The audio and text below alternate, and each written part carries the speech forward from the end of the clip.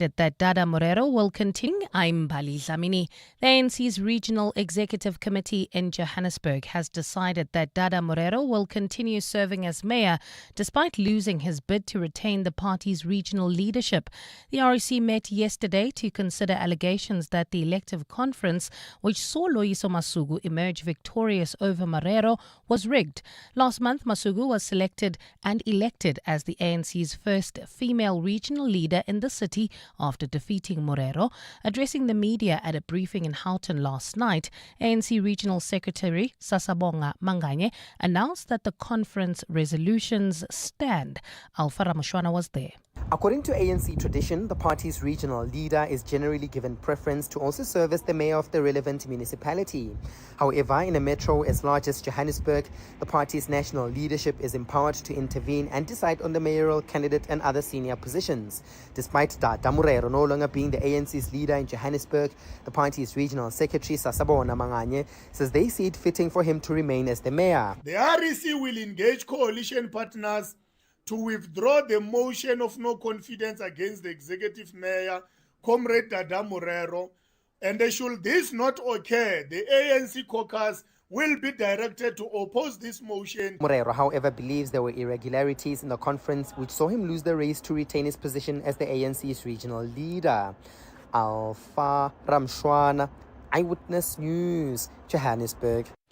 Shocking allegations have continued to be levelled against suspended Police Minister Senzo Mchunu. Yesterday, a senior police officer in KwaZulu-Natal testified before the Mpumalanga Commission on how Mchunu allegedly pressured a station commander to take action against a former ANC councillor who defected to the Umkhonto weSizwe party.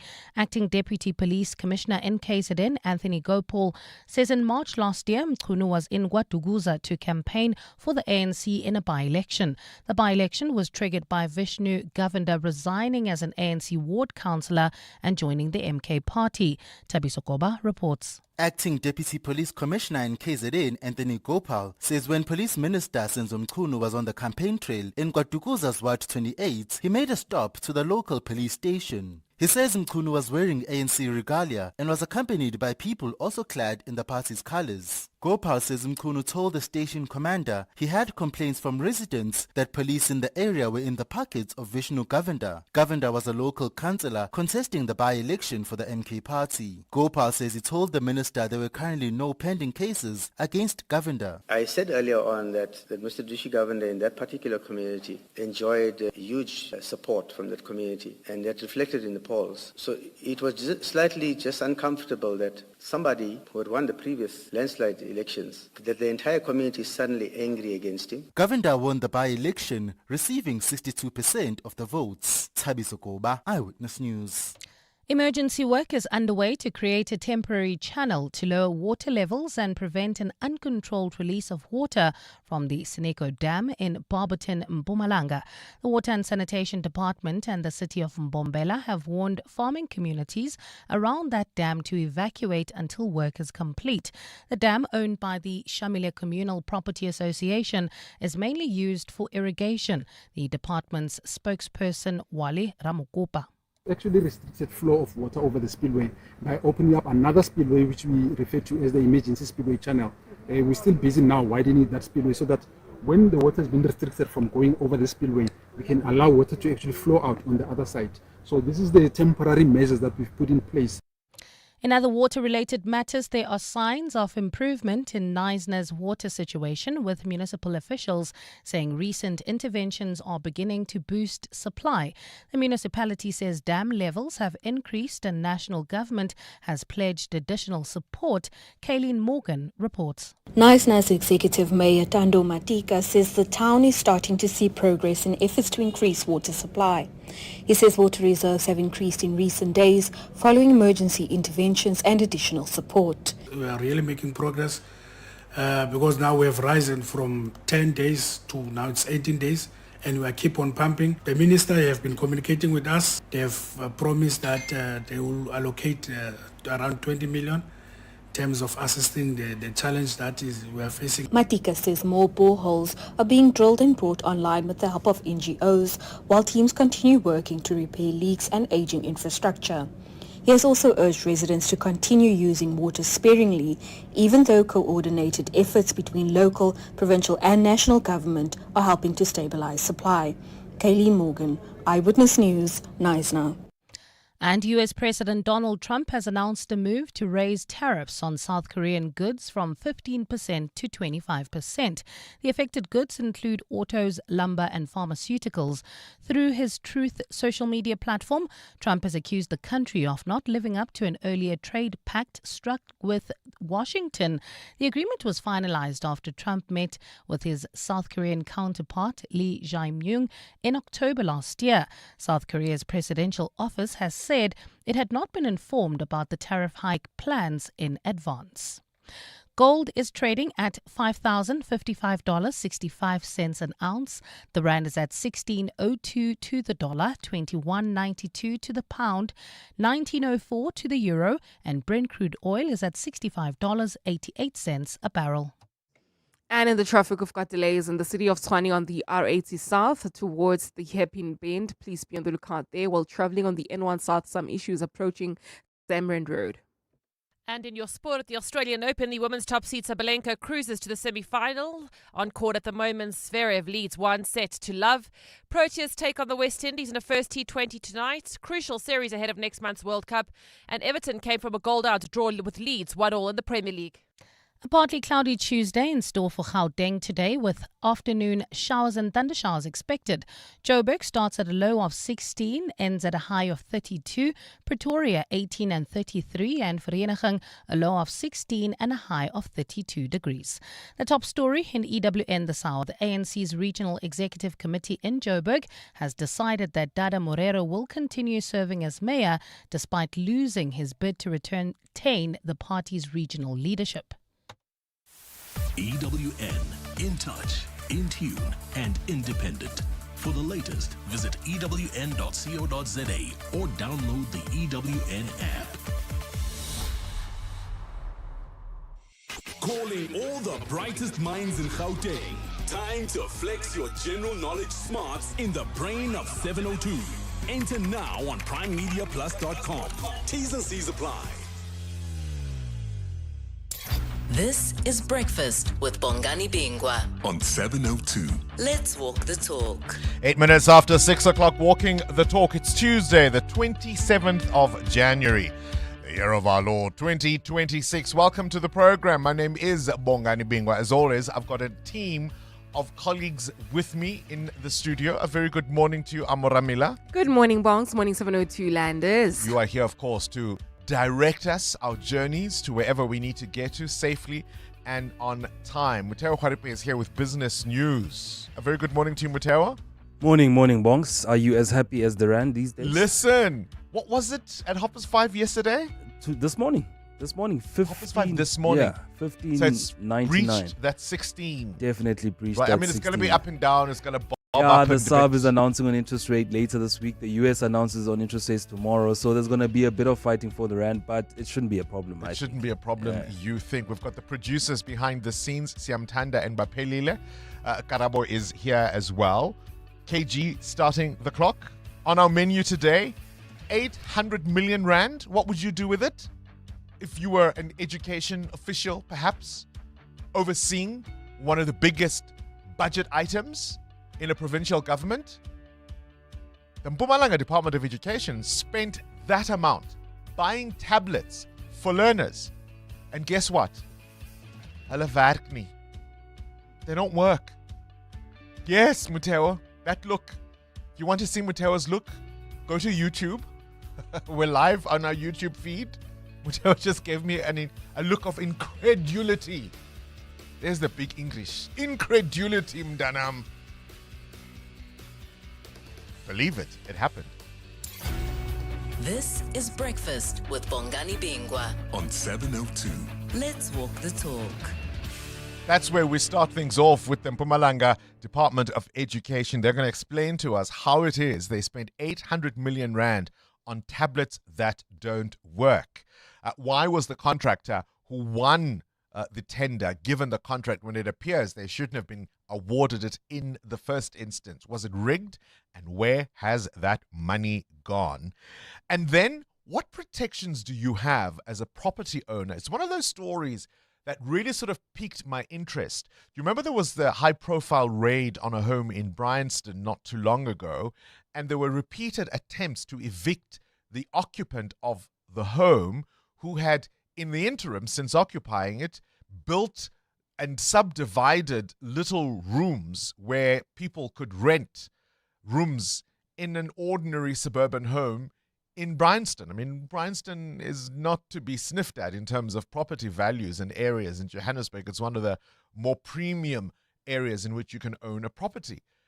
Imagine someone taking over your property and there's nothing you can do about it. And it happens in a number of ways, one of which is the focus of our interview after 7 o'clock. This is a property owner who bought a home on auction, right? They bid for it, they bought it on auction, and they've started paying because they got it bonded, all of that.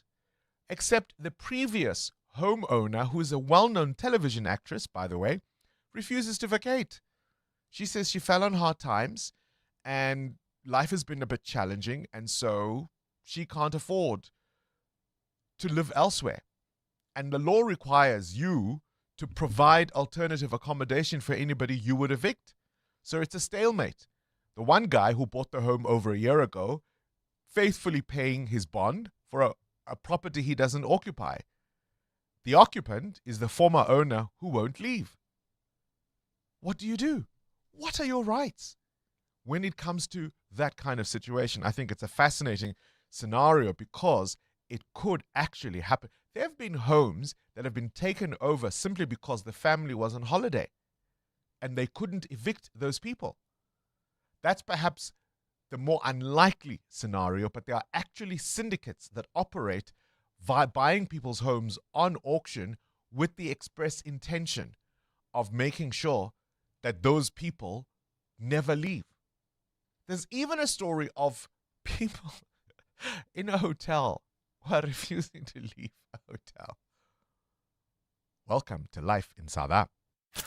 You're with Bongani Bingwa. 7:02 weekday mornings, 6 to 9 a.m. 13 minutes after 6 o'clock. Our shout out this morning is simply this. Have you had someone exit your life for whatever reason and you found yourself a little relieved? Maybe they relocated to somewhere else, or perhaps if they were a colleague of yours, they no longer work at the same place that you work at. They got married and they've moved on to somewhere else. And although they were once a part of your life, this could be a friend, a partner, a colleague, someone in your social circle, you actually thought to yourself, whew, you know, when you wipe your brow and you go, phew, good riddance. And not because there was a blowout or a falling out or some big fight, but you just realize, particularly after they're gone, that they were a drain on your energy, on your resources. This was a nag, a negative person who was difficult to be around. The relationship was always bumpy. You were walking on eggshells. You know what I'm talking about? Have you been in that situation in your life and you just thought, actually, good riddance? Amo?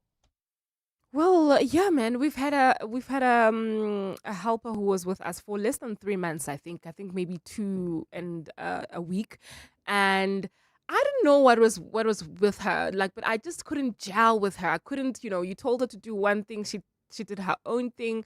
Mondays were problems, Fridays as well. By that I mean she wouldn't show up for work on Mondays and Fridays. Mostly Mondays and Fridays. Mondays are the worst. You can navigate a Friday, but Yeah, Mondays are the worst after the weekend. And No, then we had a when helper like that. then when she didn't show up one day, it became the second day, the third day, the fourth, and the entire week I was actually like, okay, then she's definitely not coming back. And then I realized only later on when she had left that actually, I should have seen that we weren't going to be after maybe a week or two, because the moments she's been with us, my son never said a word to her. He just could feel something was off. Not a single word. It was just hi, goodbye, thank you, no thanks. And that was it. Yeah, and the kids always, Yeah. the kids are always a good sign, hey? Absolutely. Yeah. Oh, we had a helper like that. I remember she had to be fetched from where she lived at Polar Park. You know Polar Park? She used to live in Polar Park. And most Mondays, she would hardly know what her name was. So you couldn't expect her to show up. And after a while, it was just leave well alone. Muteo? For me, it's always been in the professional space where it's either I leave that job for another job, or the person leaves and I realize, you were so heavy on the space. And here's the thing, and we've got to remember that the aspect that you are uncomfortable with when it comes to particular individuals is not the sum total of who they are. They are, yes. Right? They can contribute in many other ways that are positive. But there's this one aspect that you just... They could also be just exceptional at their job, but they just... are hard to be around. Yeah. Right? And they may call themselves exacting leaders, demanding leadership. But between us girls, you know the truth. Let's walk the talk. 702. Send us a voice note on 072 702 1702. We'll take your calls on 011 883 0702. Our shout out obviously is usually a way for us to illustrate something that we think you need to know about that's in the news. So we'll explain why we're asking that question coming up.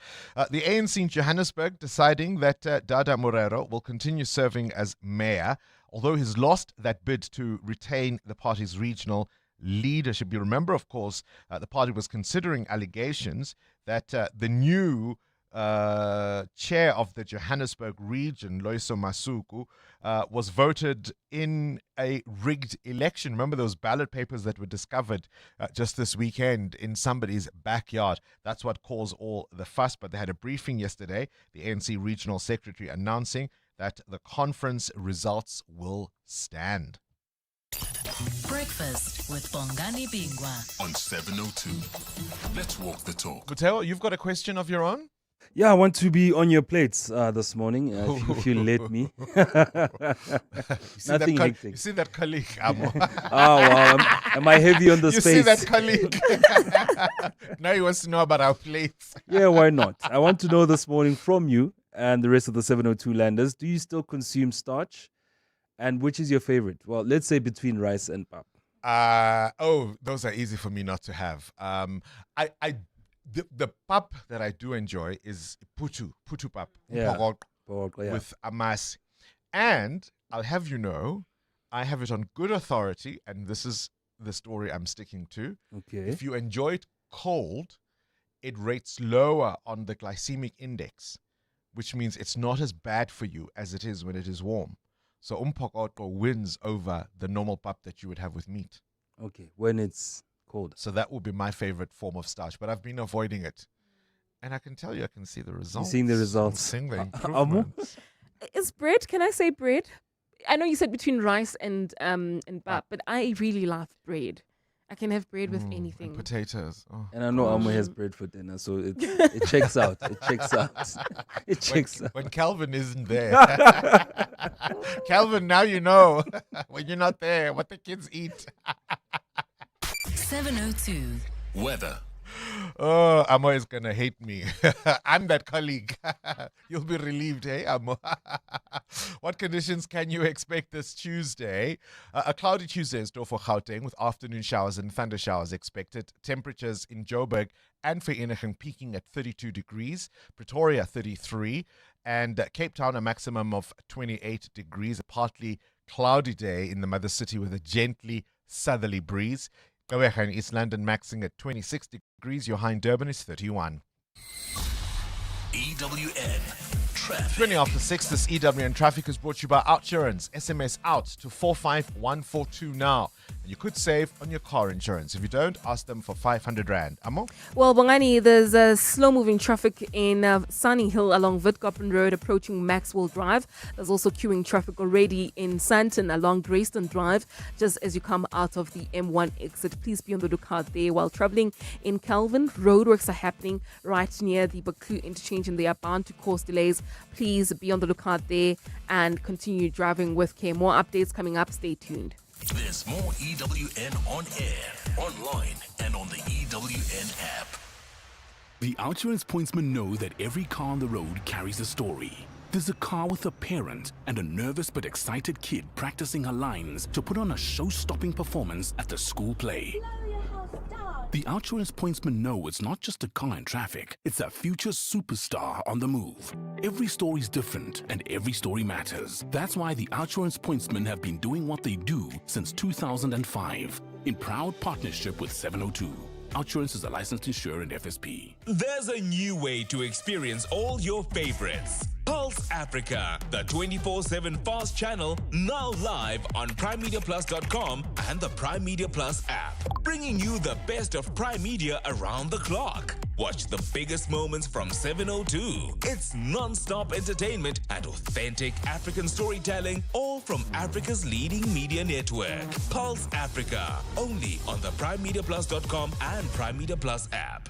Hi, this is Carol Shabalala, Hollywood Bet's brand ambassador. It's more fun when it's for fun. Playing responsibly is always a winning strategy. If you or someone you know needs help, call the South African Responsible Gambling toll-free counseling line on 0800 006 008 or WhatsApp help to 076 675 0710. Hollywood Sportsbook is a licensed betting operator. Hollywood Bet supports responsible gambling. No persons under the age of 18 years are permitted to gamble. Winners know when to stop. The team's on a roll today. Let me focus on payroll. Duty calls in the kitchen. That's why I have a business insurer that is agile and on the ball all the time on all things. I chose My Way Business Insurance, getting 24/7 emergency service and saving on my premiums, plus my business assist to handle my admin. Visit myway.co.za or dial 0860 64 64 64 and get a quote today. My Way is a licensed non-life insurer and FSP. T's, C's and standard rates apply. My Way. Live your way. John Perlman.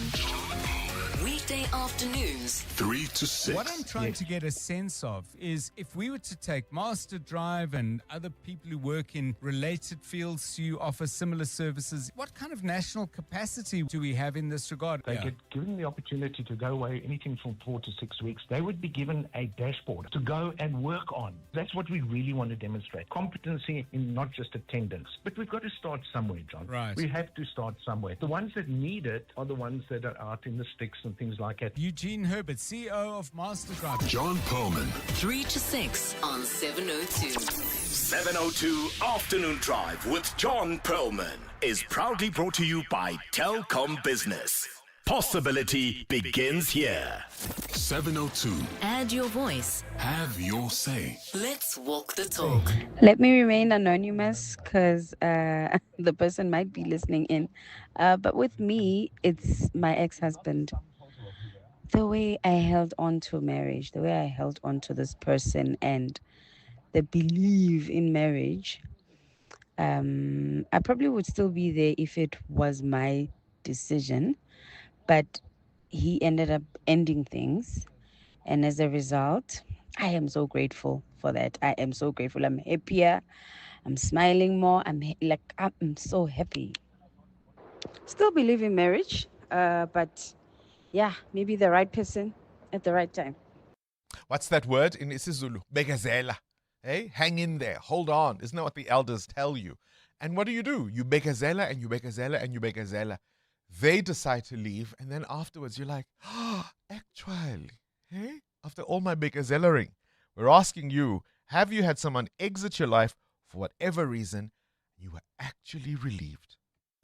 Start your day with Bongani Bingwa on 702. Let's walk the talk. 24 minutes after 6 o'clock, things you need to know at this hour. They're calling it the Nkabinda inquiry now, but this is, of course, the inquiry looking into the fitness to hold office of the South Gauteng Director of Public Prosecutions, Advocate Andrew Baloyi. And, of course, we remember the matter of the current or the outgoing National Director of Public Prosecutions, Advocate Shamila Batoyi, at that same inquiry. Remember, she walked out. So it's been postponed until Thursday because concerns were raised yesterday about the possibility of a conflict of interest. Shamila Batoyi essentially, or at least the panel will be deciding whether Shamila Batoyi can be represented by the NPA's own legal team rather than independent counsel. Her term ends this week, and she's now seeking help from the newly appointed NDPP, Andy Mutibi, after the Justice Minister, Mamloko Kubai, rejected her request for state-funded legal representation. She's been told to either formally motivate her application to the inquiry or ask the minister to reconsider. Andrew Chauke, I beg your pardon, I said Andrew Baloy. Andrew Chauke. So essentially, they said, look, the state won't pay for your lawyers, so then do you have the NPA lawyers representing her? Because if the state won't pay for her case, who's going to represent her? The same, do you see the possibility of a conflict of interest? It gets really, really murky, and maybe the Justice Minister will have to reconsider. And that's part of the reason, of course, we're talking about people you are relieved to see exit your life. As this week, as I say, marks the end of Shamila Batoy's term as the NDPP. What do you think her legacy is going to be? Do you think people are going to look at this and say, she's the brightest we've ever had? She's hot on the heels of the likes of Vusi Pikoli, Mxolisi Nxasana. We remember we had Mukutedi Mshe, who was acting Nomgcobo Jiba, Sean Abrams. All of these people have been NDPP at one point, with the first one, Bulelani Ngcuka. She's the first to serve her full term of office. Is it with a sigh of relief that we see her exit? Or are you one of those who thinks, hang on, give us some credit for stabilizing the NPA? Social media giants like Meta, TikTok, and YouTube are in the legal spotlight this week as they face claims that they are contributing towards the growing youth mental health crisis. There's a test case being heard in California where a 19-year-old woman says she became addicted to the apps even as a child, and she says their attention-driven design have worsened her depression and suicidal thoughts. It's seen as a bellwether case. In other words, to see if more litigation around this could emerge. Israel has announced that the Rafah crossing between Gaza and Egypt will reopen for pedestrians once the remains of the last hostage in Gaza have been recovered. This is according to the Israeli Prime Minister Benjamin Netanyahu. And on this day, 1973, Stevie Wonder's Superstition topped the Billboard Hot 100, claiming the #1 spot. Very superstitious, writings on the wall. Very superstitious, letters about to fall. 13-month-old baby. 702. The newspapers. Bali Dlamini, what's in the papers? Good morning, Bongs. Well, I don't know how long you would be willing to wait for justice to be served. I mean, we live in a country where we've seen the Senzo Meyiwa trial. Senzo Meyiwa was killed in 2014, so it's been 12 years that his family has been waiting for some sort of justice. Delayed is denied. Delayed is denied. I'm looking at a story on the front page of the Columbus Dispatch this morning. DNA breakthrough solves a cold case. Now, this suspect in this 1980s murder of a woman and her nephew was identified 45 years after the crime. Get this, Charles William Elliott was identified through hair that was left on the scene of the crime, but the experts had to use genealogy in order to find him.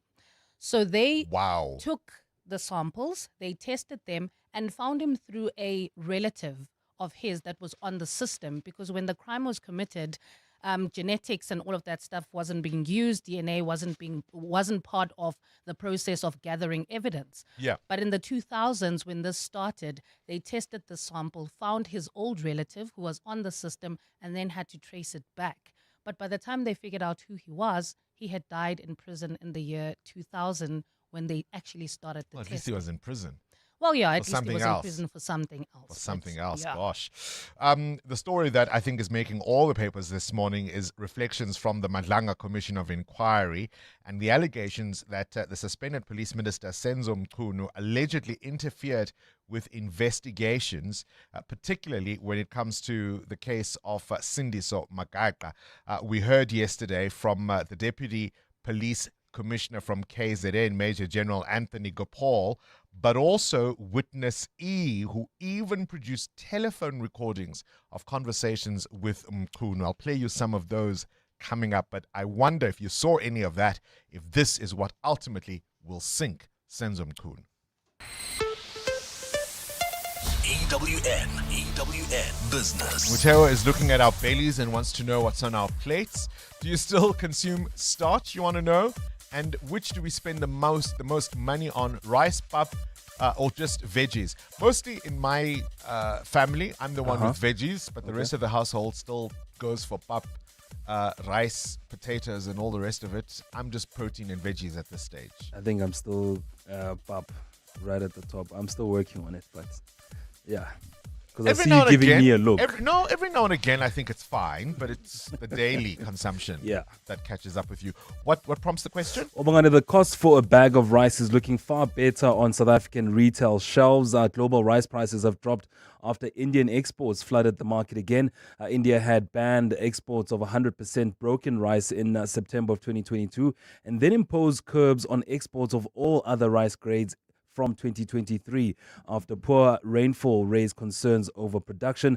The drop in supply raised prices to about $600 a ton, raising prices, of course, for consumers. However, as the supply situation improved after the country harvested a record crop, India started exporting aggressively last year. According to MoneyWeb, India's rice prices or rice exports jumped 19.4% last year to the second highest on record after New Delhi lifted all export curbs, making shipments more competitive.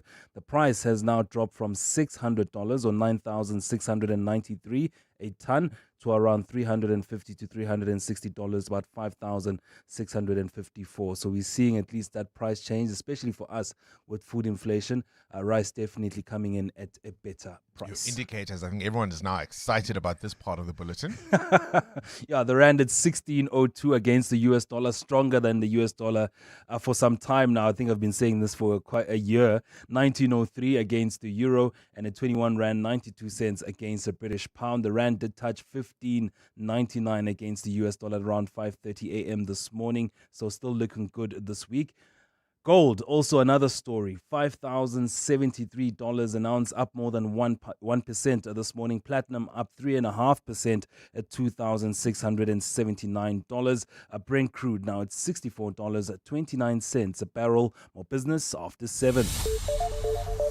Straight to the news desk we go. Good morning again, Mbali Dlamini. You're focusing on the Gauteng Department of Transport. And of course, up next, we speak to Mpumalanga Education about why 800 million was blown on tablets that don't work. But let's talk taxis, Mbali. Thanks, Bongani. Good morning. The Gauteng Transport Department says drivers who join taxi associations are not automatically allowed to operate as scholar transport drivers. Spokesperson Lisiba Mpia says many drivers have not applied for operating licenses because they were under the impression that being affiliated with an association is enough. It comes after authorities revealed that the driver of the scholar transport vehicle involved in a fatal crash last week had no valid permit to transport children. Last week, the department conducted an inspection operation in Lenasia that resulted in 60 vehicles being impounded for non-compliance. Yesterday, that operation took place in Ekurhuleni. Mpia says the operation will continue in various parts of Gauteng. We want to emphasize that it's a person's personal choice to belong, to associate. We're not going to stop anyone to associate, but it is a personal obligation to be legal and be compliant and have an operating license. If Mr. Dludla, he says even Department of Education sponsored scholar transports are currently under the spotlight. And our attitude is that we want to assist them to be thriving business people. Much as the margins are very narrow, as they've said, but as government, we want to be able to be a government where they'll come and engage a government that listens. Let's move to higher education now. The EFF Youth Command is calling for classes to be suspended at the Cape Peninsula University of Technology with immediate effect. The university's first term is currently underway with classes starting yesterday. The party's youth wing says classes cannot start while many students have not been placed at residences. Here's the EFF's Youth Command coordinator, Kumuguhle Vukubi. The students that have been registered have not yet been placed in accommodations. So that causes a huge crisis that these students can't go to any residences. They are stuck on sleeping in labs, they're in campus. So that's why we're calling for the immediate suspension of classes. In the courts now, former Free State Premier Ace Magashule's ex-PA, Morwadi Cholota, will have to wait until next month to know if a bid to prosecute her in the asbestos fraud and corruption case will go ahead.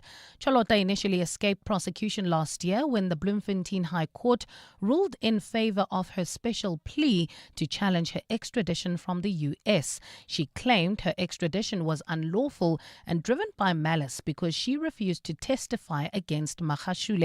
But the state in the matter has appealed the judgment all the way to the Constitutional Court. Nogukanya Mdambo reports. The Apex Court last week agreed that Morwadi Cholota's extradition from the US was unlawful, but set aside the decision by the lower court not to prosecute her.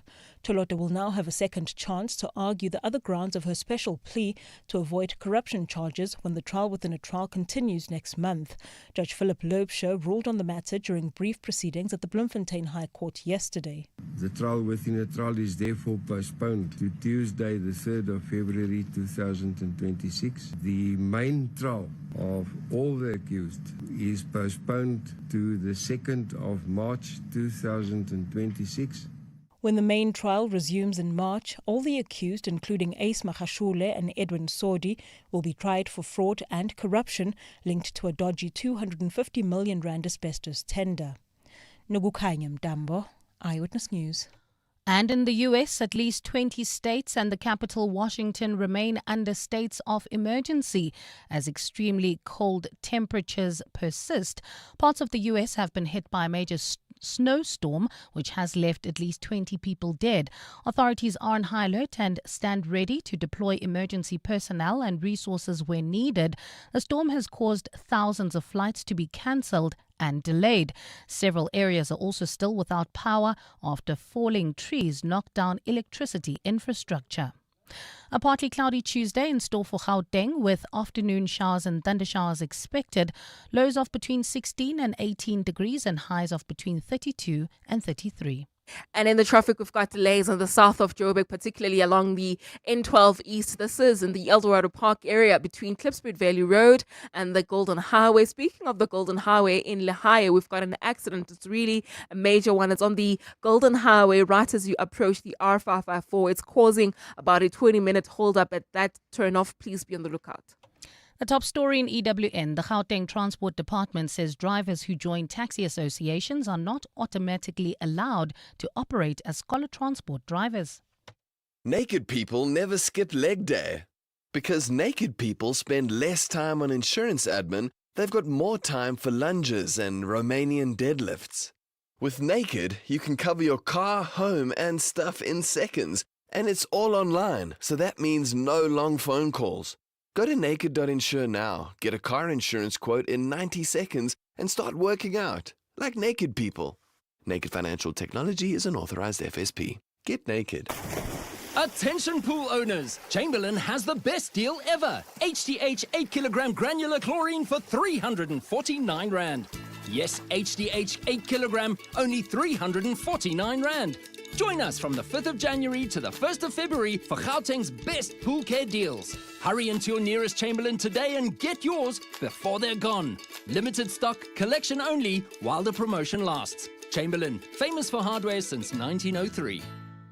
Coming up in the next hour, what's the question? And it's brought to you by Outsurance. Up to 3,000 Rand in cash is up for grabs.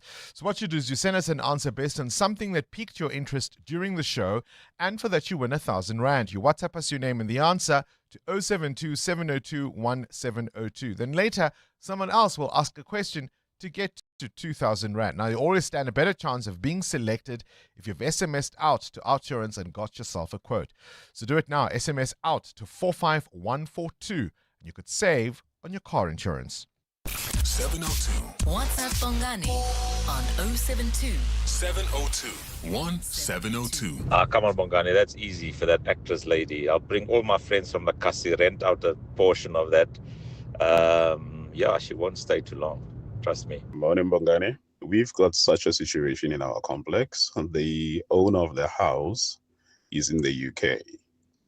So, because of she's in the UK, she rented out the place to someone else.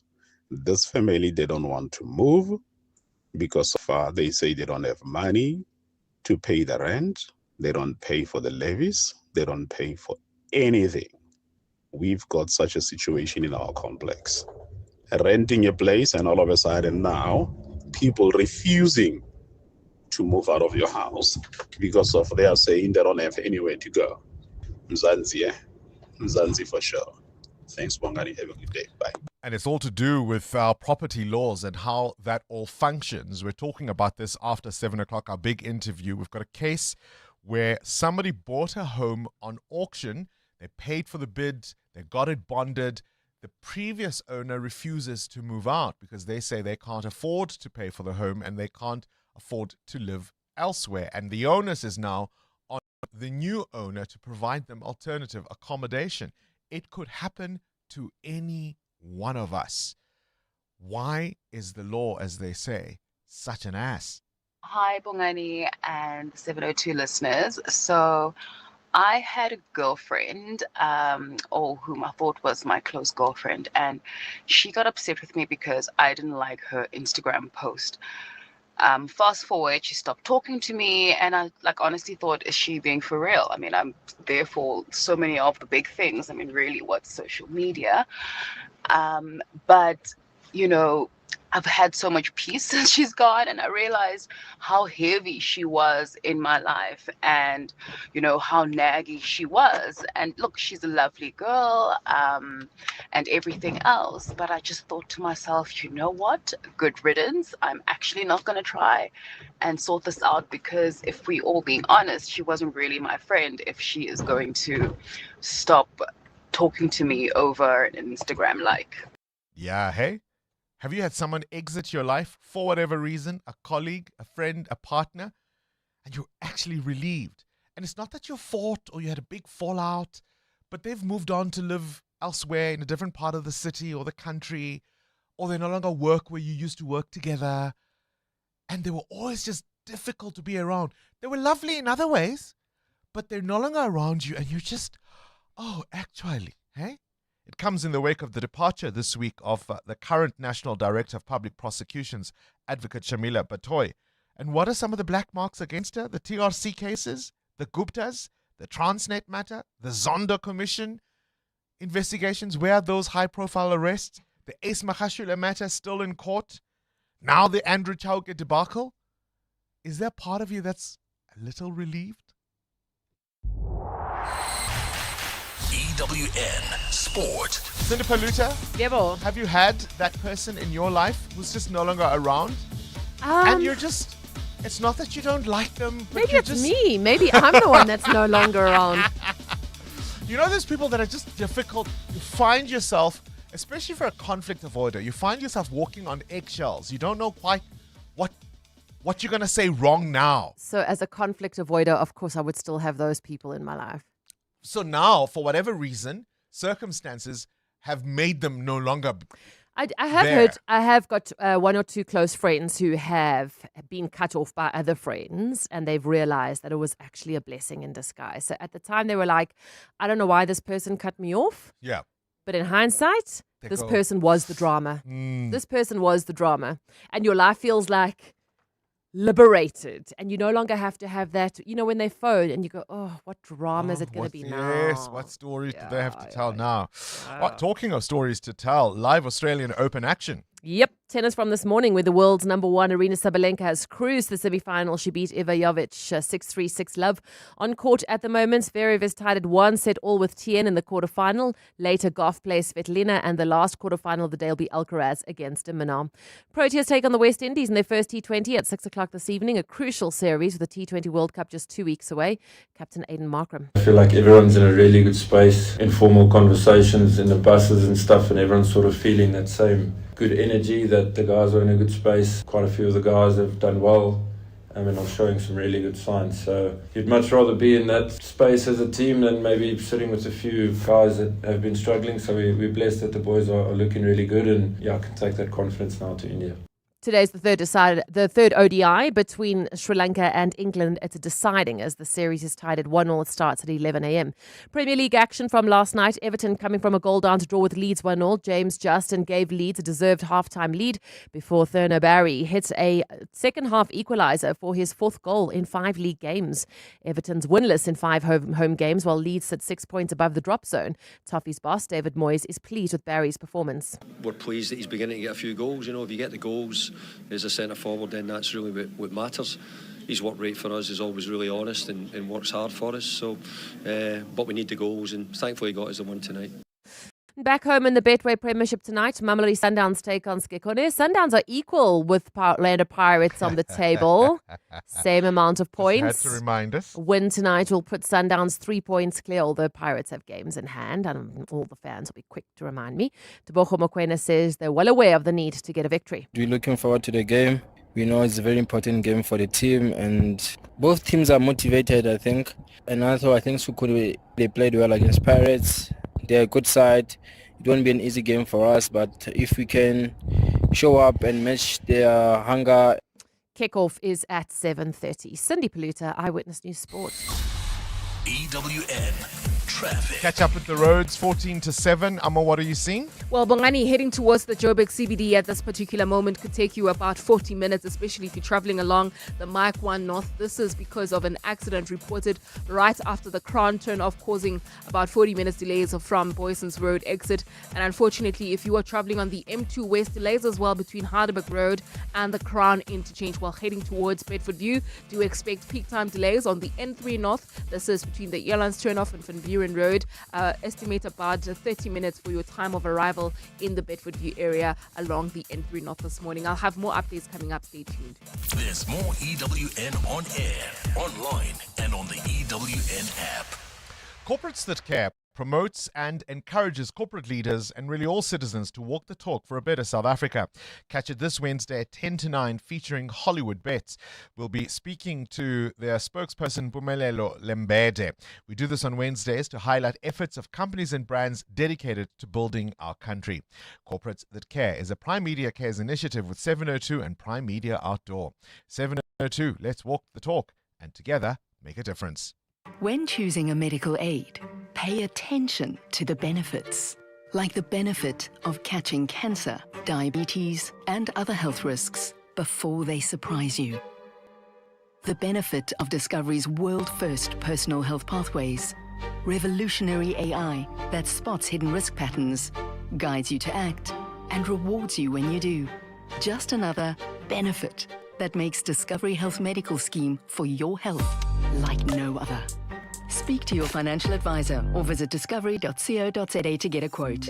Discovery Health Medical Scheme is a registered medical scheme. The Discovery Health app is brought to members by Discovery Health. Calling all wedding planners and venues, restaurants, conference centers, and hotels. Do you need tables and chairs? Home in One has it all. Do you need cutlery, crockery, table linen, and restaurant equipment? Home in One has it all. Do you need tents, gazebos, or umbrellas? Home in One has it all. Affordable prices, the latest trends, with 2 branches in Pretoria and Johannesburg. Shop online at homein1.co.za because we're your #1 choice. Home in One has it all.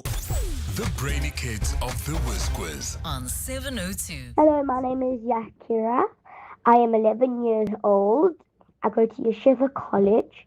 And when I grow up, I really want to be a lawyer. And I can't wait to play the Whiz Quiz with Uncle Bongani. Oh, 10,000 Rand is up for grabs. Will you be our first big winner this year? EWN Traffic. Let's catch up with the roads. It's 11 minutes to 7. Amo? Well, Bongani, that accident I spoke about on the Mike 1 North, it has been moved to the side of the road, but the delays are still there just as you come out of the Apartheid Museum. This is in the Gold Reef City area, so please be on the lookout there and drive with Ken. Do expect about a 40-minute hold-up heading towards the Joburg CBD. More updates coming up. Stay tuned. There's more EWN on air, online, and on the EWN app. Wondering why 45-year-old Nivan has such a big smile lately? Outsurance. Saved me so much money. 461 rand. That's right. With Outsurance, Nivan saves an amazing 461 Rand a month on his 2025 VW T-Cross. And after 3 claim-free years, he gets an out bonus. So much money. How much money could OutSurance save you? Get a quote now. SMS out to 45142. That's out to 45142. Licensed insurer in FSP. TCs and information online. 702. Coming up at 7:15, the big interview. Sir, ma'am, may I take your order? Yeah, let me get the New York cut, medium rare, truffle fries on the side, and the lady'll have the salmon. Grilled, not poached. 2 dirty martinis. Real dirty. Leafy, what's with the voice? Oh, I came over all Tony Soprano. Get into character on a city break with Premier Hotels and Resorts. Stay Friday and Saturday and get Sunday night for free. Book now at premierhotels.co.za. Do you suffer from migraines? Have you been previously diagnosed by a doctor and treated for migraine? Ask your pharmacist about previously prescribed migraine treatments that are now available without prescription. Brought to you by Sandoz. Who is the whizziest of them all? It's the Whiz Quiz on 702. Up next, we find out from the Mpumalanga Education Department about those tablets. In the meantime, let's give away some cash, shall we? Today, we're playing with 11-year-old Yakira, who goes to Yeshiva College and who wants to be, is it a lawyer, Yakira? Yes, that's correct. You want to be a lawyer? Yeah. Why do you want to be a lawyer? I just like defending people who did something good that are being blamed for something bad. You want to help those people who are accused falsely. That's a noble, noble desire indeed. Well, let's see if we can give you 10,000 Rand, shall we? Yes. All right. KG, start the clock. Spell the word weekend. WEEKEND. Correct. Name the missing direction: north, south, west, and what? East. Correct. True or false? The sun is the closest star to the earth. False. It's true. In which sport is the US Open always held in New York? Pass. Tennis. Name South Africa's capital city that starts with a P. Pretoria. Correct. What is the largest planet in our solar system? Venice. Jupiter. True or false? The standard guitar has 6 strings. True. Correct. What is the smallest prime number? Is it 2 or 3? 2. Correct. Does the word savory mean sweet or salty? Sweet. It means salty. What is the name for a baby goat? I can't complete the question. Your options there were a kid or a goatee, and obviously the answer we were looking for there is kid. You walk away with 5 correct answers. Yakira, 5 correct answers, and that means you've got 500 Rand. Tell you what though, at 11 years old, I would have gladly accepted 500 Rand. You want to win 10,000? Send us a WhatsApp voice note on 072 702 1702. The brainy kids of the Whiz Quiz. On 702. Current events, developing stories, Tough questions. your voice making a difference. This is Breakfast with Bongani Bingwa. 6 to 7, onto this now. This is just the kind of story you don't want to hear, particularly from an education department. So imagine this, 800 million Rand. 800 million Rand spent on tablets that don't work. These were bought through a deal that now appears to perhaps have been rigged. Devices were meant to help learners. Instead, they've raised questions about oversight and transparency, and why it is a company that apparently shouldn't have won the contract ended up getting it in the first place. And why does this keep happening? Why were the tablets useless? What was the process that was followed? And why were CETA, or at least why were suppliers that were not CETA approved used? We're joined now by Gerald Sambo, who is the Mpumalanga Education Department spokesperson. Gerald Sambo, thank you so much for your time and welcome to 702 Breakfast. No, thank you so much for having me, Bongani, and greetings to all the listeners of 702. This is a story, obviously, that's already been published, and it's just one of those that when you read it, you go, what do you mean? How was 800 million Rand spent on tablets that don't work? No, I think what we can indicate currently as a department is that with our reporters, before you write something, it's very important to verify the facts with the institution concerned. Like, for instance, in this case, nobody from City Press has written to the department and gave us the right to reply. They went ahead to publish the story that is not factual and a story that is misleading to the public without, getting the correct information from the department. We have no knowledge of any faulty devices that were procured. Currently, at this stage, we are in the process of profiling all the learners who needs to receive this tablet. So we have not received any tablet as a department. What we can confirm is that we do have an arrangement or a contract with a Rainmaker through CETA, and the arrangement is between us and Rainmaker, and there are internal procurement processes. We do not interfere with those procurement processes, but we do give them specifications and have an agreement so that whatever devices they deliver to us as a department is the device that is actually in line with the specifications. And since the inception of this program in 2022, we did not have an experience where we had or received devices that are faulty from this particular institution. And for someone to, go ahead to publish, that story that says there are faulty devices that were procured, devices that we have not seen as a department, devices that we have not yet received, because schools have just reopened and schools need to profile learners in terms of their subjects and how many learners do they have, so that when we procure these tablets, they are in line with the number of learners that we have in the province. So we do not know of any faulty device that is there. But as I've indicated, that our contract is with Bongani Rainmaker for handling and also managing this process for us, because it's a very big process and they are able to assist us a great deal. And we have specifications that we have given them that we do use, as something or as a monitoring tool as to whether or not they have delivered according to specifications. According to the News 24 report, they're saying that approximately 50,000 devices worth hundreds of millions of rand were procured, warehoused and prepared for delivery before the tender evaluation was even completed. What's your response to that allegation? I think they are missing a point, because what we have done currently, we are in the process of appointing a new service provider, because the contract that we had with Bongani Rainmaker had expired. But because we wanted to ensure that while the appointment processes or while we're finalizing the tendering processes, we do procure tablets for these children. And they've got a contract with Gauteng, and we have a department, we have participated through that contract, and that is allowed in terms of the supply chain management processes, where in another department has a contract with another institution, then we can participate in terms of procuring that, because we wanted to make sure that we do not delay procuring these tablets for these kids. So there is no way where we have. So hold on. Procured. Let me just make sure I'm following what you are saying. So you are saying that your previous contract with this supplier had expired. Is that correct? Yes.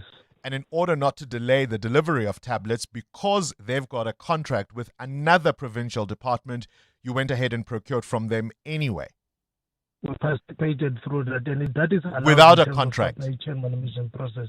They have a contract with Gauteng department, But and not with you. Hold on, not with you though. With the supply chain management principles in terms of procurement, any institution is allowed to procure through a company that has got a contract with another department participating in that tender. So there's nothing wrong in us procuring, through the contract that they have with Gauteng and participating in that particular contract. We have not broken any supply chain management process, because our interest was to ensure that our learners get these tablets at the end of the day. While we wanted to make sure that we speed up the appointment of a new service provider. Hold on, Gerald. Going forward, we'll manage this process for the department. You're repeating the same things. I just want to make sure I've got absolute clarity on what you're saying.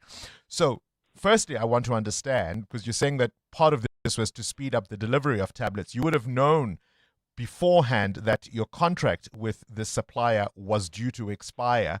What measures did you put in place to make sure that when that happened, you had one that had gone through the process and had won the contract through the normal tendering processes? This wasn't an emergency, in other words.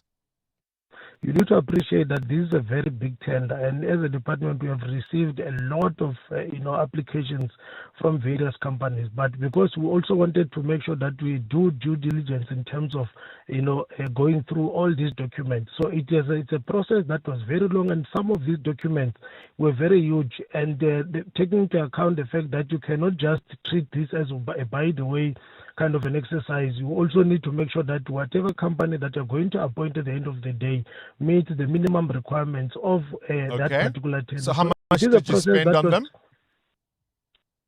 The 70,000 tablets for the grade 10, because remember, we have also started a process of ensuring that we do not only give the grade 12 Sure. How much did you spend on them? They begin. Yeah, but I think if you can give me an opportunity to speak, it will also assist us and also empower our listeners who are listening currently, because every time I try to answer, you come in and it does not, make me comfortable, with this interview, because at the end of the day, you need to get information from us. But if I'm trying to answer and you keep on interjecting, it's a simple question. How much did you spend on them?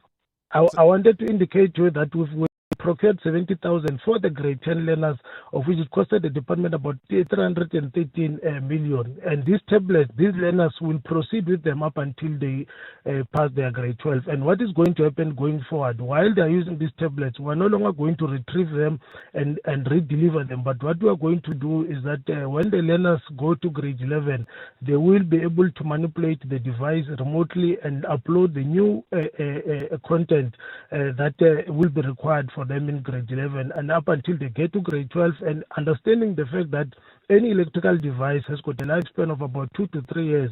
When they complete their grade 12, it's something that we do not wish to give to another learners, because it might have having its own challenges. Because even the cell phone that I'm using currently, I do not keep it for more than 2 years, because the lifespan of any electrical device is about 2 to 3 years. So we have taken a decision to say, in order to make sure that we are cost effective in this exercise and learning from the previous experiences, let's buy these tablets from grade 10 so that these learners proceed with these devices up until they get to grade 12. Then afterwards, they can use them if they go to tertiary institutions. All right. Gerald Sambo, the Mpumalanga Education spokesperson. 702. Coming up, the big interview. It's the word department that I was forgetting. The Mpumalanga Education Department spokesperson. Coming up, what protections do you have as a property owner if the tenant you are leasing to won't leave, or worse still, you buy a property and the previous owner again won't move out? That's to come after this Eyewitness News, brought to you by Outsurance. SMS out to 45142 now. You could save on your car insurance. If you don't, ask them for 500 Rand. This is EWN. Mkhunu implicated in more wrongdoing at the Mpumalanga Commission, and crocodiles now a major threat to life in Mozambique.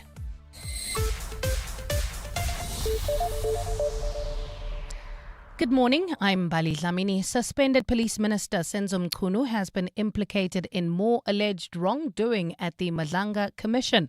A police intelligence operative has accused Mkhunu of attempting to coerce him to lie before the commission and trying to use him to discredit the SAPS's political killings task team. The operative, referred to as Witness E, is currently under witness protection and testified partially in camera yesterday.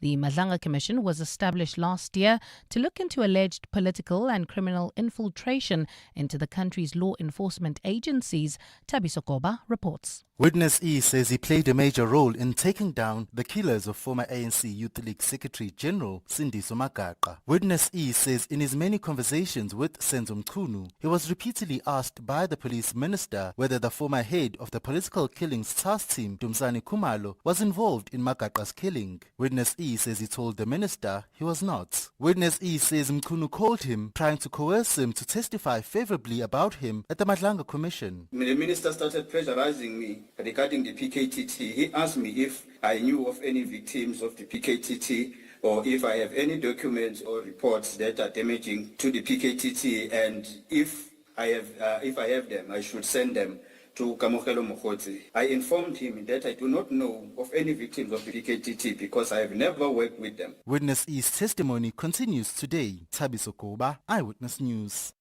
To another commission now, the Nkabinde inquiry has heard that some witnesses who are meant to testify against Johannesburg prosecution's boss Andrew Chauke have become reluctant. The inquiry, which is investigating Chauke's fitness to hold office, resumed yesterday but made no progress. This is because the main complainant, outgoing NPA boss Advocate Shamila Batoyi, refused to testify before she receives legal advice. Batoyi has accused Chauke of making politically motivated prosecutorial decisions. Khomotso Modise has more.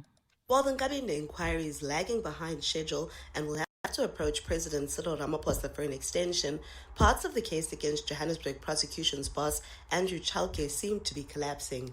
First, the main complainant, outgoing head of the NPA, Advocate Shamila Batoyi, refused to resume her testimony yesterday after she abandoned it in December, saying she needs legal advice. Now the inquiry has heard that evidence leaders have been experiencing poor cooperation from some witnesses who are meant to testify on the matter involving former KZN Hawks head Johan Boysen and the Cato Manor unit. Evidence leader Advocate David Mhlamanyane has told the commission about former NPA director in KZN, Advocate Cyril Mlodwa. One, he's preparing for the 7th, I think, I'm speaking under correction, 7th Comrades Marathon. 2, he has registered a master's degree. Yesterday, evidence leaders asked for a week to address their challenges, but the panel only gave them until Thursday. Khomotso Modise, Eyewitness News, Pretoria. We shift our focus to this now. The ANC in Johannesburg says its members who believe the party's recent elective conference was rigged must be given an opportunity to raise their concerns through the appropriate channels. Former regional leader Dada Morero has written to the party's provincial leadership alleging irregularities during the conference. The conference held last month saw Morero lose his position as regional chairperson to Loyiso Masuku, but during a media briefing last night, the ANC's new Johannesburg leadership dismissed claims that the conference process was flawed. Alpha Ramashwana was there. During the ANC's regional conference in December, allegations emerged that money was used to influence voting in a contest that saw Dada Morero lose to Loyiso Masuku. Further concerns were raised after ballot papers used at the conference were found at a house in Pretoria over the weekend.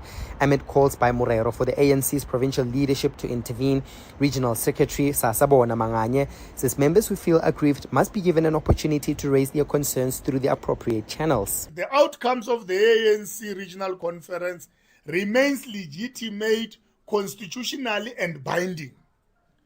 All disputes must be addressed exclusively through the ANC Electoral Commission. Manganye, however, denies that the conference was rigged and claims no money was used to influence voting. Alpha Ramshwana, Eyewitness News, Johannesburg. Residents in Limpopo are being urged to stay away from swollen rivers as well as dams as the death toll from the flooding rises to 25.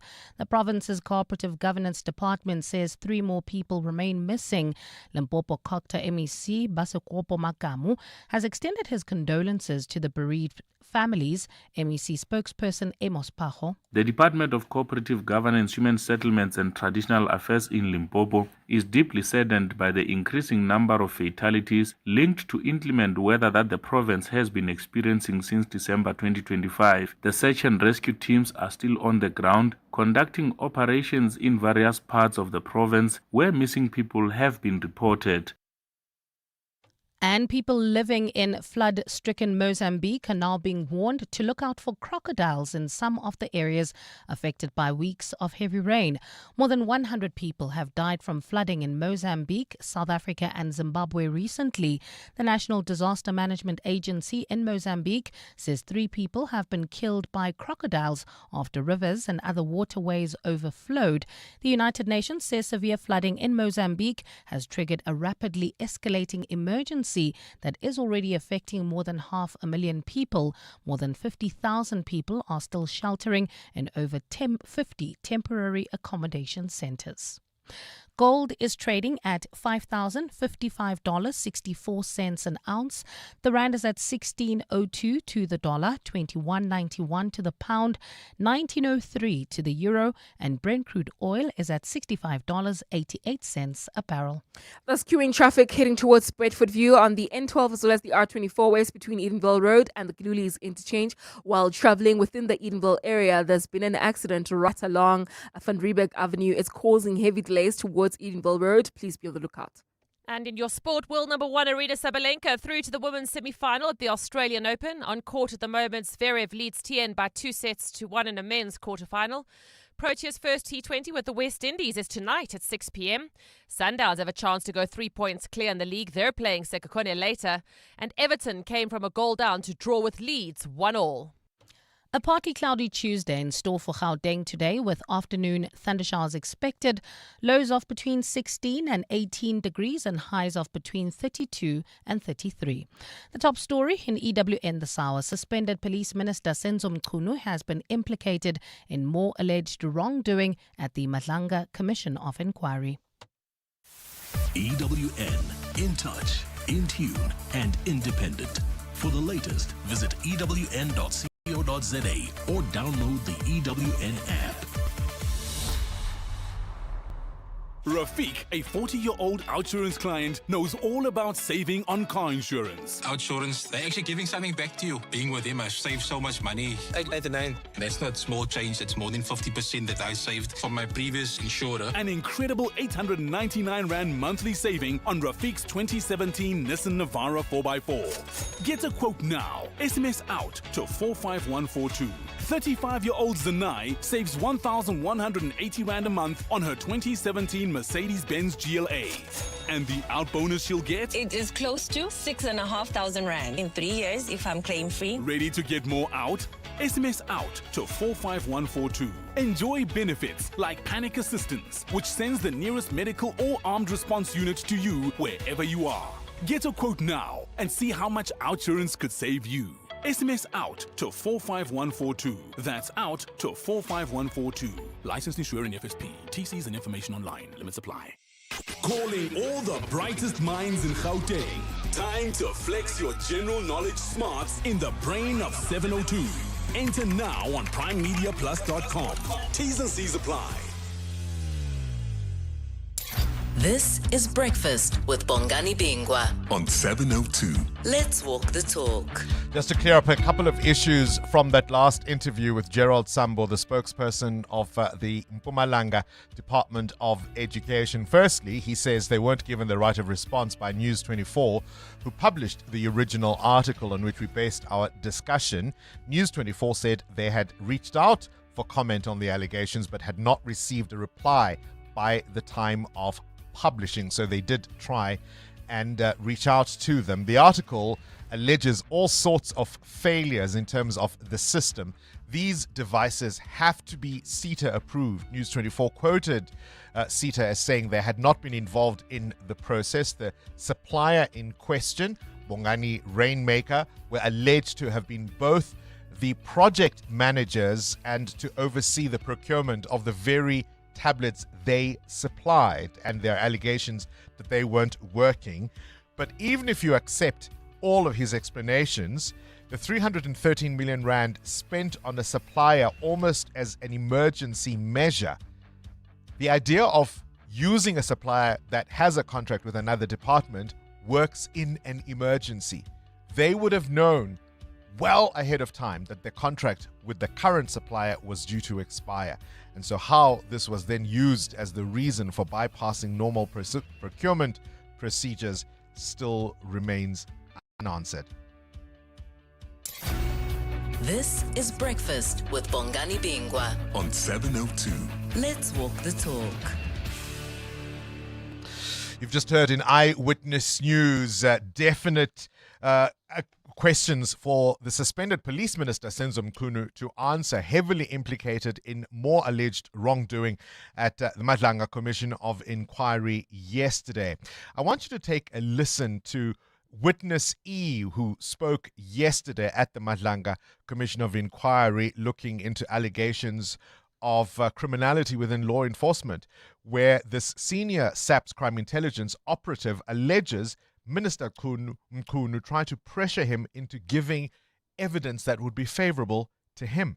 He was trying to recruit me to testify in a manner that is favorable to him. And when I talk about the calls that are skyrocketing, it's because every time when there's a commission and then there's a witness that is testifying, sometimes he will call me maybe during tea time and say, "Hey, Wendot, we are Bugada." And then if I say, "Yes, I'm watching," he said, "Okay. Okay, so he used to do that almost every day when there's a witness that is testifying with the matters that relates to case, and he used to call me and make those comments. So that is why I talk about skyrocketing. He also, witness E, alleged essentially that Senzo Mkhunu would phone him to ask him if he was watching proceedings at the commission. At some point, he produced a recording purportedly of a conversation between himself, this is now witness E, this undercover SAPS operative, with the minister, in which the minister can be heard discussing the statement he wanted witness E to submit. And that audio is now central to the commission's work and places Mkhunu at the heart of allegations to manipulate evidence. 702. Up next. The big interview. Right. EWN Traffic. Before we get to the traffic, we'll come to that in just a moment. Just to let you know, government plans to now classify all performers in advertising, arts and culture as workers with full rights under South Africa's labour laws. And if you've had your vehicle impounded by the city of Ekurhuleni, today is the final deadline to collect it. Any cars not claimed by the end of today may be sold or disposed by the city. The Department of Justice and Constitutional Development is inviting the public to comment on draft regulations aimed at preventing and combating hate crimes and hate speech. Those submissions close tomorrow on the 28th of January. EWN Traffic. Now this EWN Traffic is brought to you by Outsurance. SMS out to 45142 now, and you could save on your car insurance. If you don't, ask them for 500 Rand. Amo? Well, Bongani, pointsmen are on duty at several junctions that are out of order this morning. If you're traveling in Alexandra at the N3 and London Road, as well as in Midrand at the N1 North and Olifantsfontein Road, as well as in Bryanston at Grosvenor and Main Road, please be patient. If you're traveling at traffic lights that are out of order, stay tuned for more traffic updates. There's more EWN on air, online, and on the EWN app. The Outsurance pointsman can't help you survive the gym being packed with New Year's resolutions newbies. I'm one of them. But they can ease the traffic congestion so you can get there before the crowds. With the Outsurance pointsman on the roads for the past 20 years, we all get to where we need to be quickly and safely in the new year. Outsurance really means it when they say you always get something out. Outsurance is a licensed insurer and FSP. 702. The big interview with Bongani Bingwa. 18 after 7, on to this now. What rights do you have as a property owner? Imagine you buy a home at a bank auction, do everything by the book, you start paying the bond, and a year later you've never occupied your home because the former owner refuses to leave. Despite legal processes, eviction proves slow and deeply frustrating. It's not an isolated case. You remember the raid on that luxury home in Bryanston and even in Ferndale. Illegal occupation cases can drag on for years. Sometimes a suburban family home is converted into a brothel, and only after many years of complaints does any action take place. Tevin Mashila joins us now, is the owner of a residence and is battling to evict the former occupant. Tevin, a very good morning to you and welcome to our show. Good morning, Bongani, and good morning to listeners as well. Tell us your story. How did it start? Bongani, I purchased the property, which I saw on the Sheriff HQ. So basically, it was a bank property. So I purchased the property via a bidding process at the Johannesburg South Sheriff on the 3rd of October. And eventually, the property was then registered at the deeds office on the, I think it was 24th of January 2024. So this would have been the 3rd of October 2023? 3rd of October 2023, correct, yeah. Okay. Yeah, so since then, I haven't been able to take occupation of the property. I have attempted, I've tried a lot of things, obviously, to try and get the property to a point where I even had a meeting with the previous owner, who came with some representatives of hers, and we all agreed on that meeting. I thought everything was working fine. I think that was on the 3rd of February 2024 when we had that meeting, a sit-down meeting. And in that date, we all agreed that I should come and view my property. It is my property. We understood how she actually lost the property. It was due to, obviously, the financial difficulties and so forth. We sort of had some agreements to say that she would like to have some time in the property, and in the meantime, she would be renting. So we drafted a rental agreement to which it was never signed off. It never came to play. And it's been quite difficult since then. I haven't been able to take occupation of the property. And there's no money that is being paid to my account, obviously. So it's been 2 years in counting since I started paying for that property, because I think my first installment came off in February 2024. Gosh, and what steps have you taken so far to try and get the former owner to vacate the property? Bongani, I tried to negotiate, obviously, with her, and try to offer her some alternatives in terms of arrangements. The property has some bedrooms, which I said she can use while I'm busy doing the renovations on the property, and she never took that. Then I had to go to the attorneys to try and assist me with the eviction process, because obviously that was what she was calling for. She said she was not going to leave the property unless if she's got an eviction order from the court. So I approached the attorneys. We did the first steps of eviction with the first attorney that approached, and coming to the second steps, which was the first one step was a pre-eviction, where they wrote all the letters and so forth, which is in accordance to the law when it comes to eviction. And the cost was just way too much for me to continue to second steps. I think I was being charged about 180,000 rand just to go through that steps. And the 180K that was mentioned was not all inclusive. There was obviously some add-ons that could have come depending on the time period that the case takes. And I decided to stop with that and go back again to try and negotiate with the previous owner of the property. And I could say it wasn't working. I then had to go back and find the new attorneys.